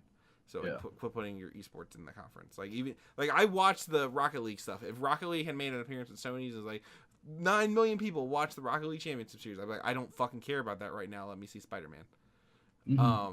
And then the other thing is because a lot of stuff that was premiered in the past was coming back up this year, we didn't get a lot of new stuff, and I feel like this is only going to continue going forward as games don't do the Bethesda model and just release and come out in the same year. Like basically Sony's big conference, there was 2 new additions to it with what's it called? The remaster of Shadow of the Colossus and was there another one? Destiny 2 wasn't that the last one. But so like I don't know, just doesn't for me. I felt like a lot of this conference was while it was solid, we didn't get a lot of new stuff. No, I agree. And let me surface my saying Sony was maybe worse than Microsoft by saying I'm basing that now on pretending that Microsoft is not counting Windows as pretending that Microsoft has Windows and Xbox as their exclusive platforms I think they had better exclusives announced than Sony with Crackdown 3 and Cuphead and Sea of Thieves. Even though Cuphead was not announced, obviously, we're Sea of Thieves, but it was shown. The things that were shown, I think, and Ori 2 looked better and Ashen than Sony stuff, which was all, a lot of it was multiplat, which is fine. Actually, Monster Hunter Worlds is multiplat as well. It's on PC and Xbox One. They didn't say that. Why would they? So yeah, that's why I think Microsoft's conference was stronger. That's fair. I'm not. I was just curious as to why, because I didn't Which I did not expect that I would think that. Yeah. But that is But yeah, this has been the Current Gaming Podcast. We went a little long this one. I am fucking 2 tired. hours. Going to goddamn bed. It was fun times though. My name is Charles Blades. You can find me at Charles2 on Twitter. Drew, where can we find you, man? At Trophy Pops on Twitter. And yeah, and you get a Let's Play of what's going up tomorrow? Or Wednesday? No, Wednesday. Well, I guess it's tomorrow for people that are watching it. Yeah, true. I believe it's F-Zero. F-Zero? So Yeah, cool. Current goes retro of F-Zero on the SNES. And then David, where can we find you at, man? My guy Dave on Twitter. All right. And never mind. I have an Instagram, but fuck You it. wrote Nevermind by Nirvana. That's crazy that you. That's right. You I did actually that whole produced album. it. I am Steve Albini. Steve Albini. Wow, that's crazy. So yeah, this has been the Current Gaming Podcast, and see ya. Good night.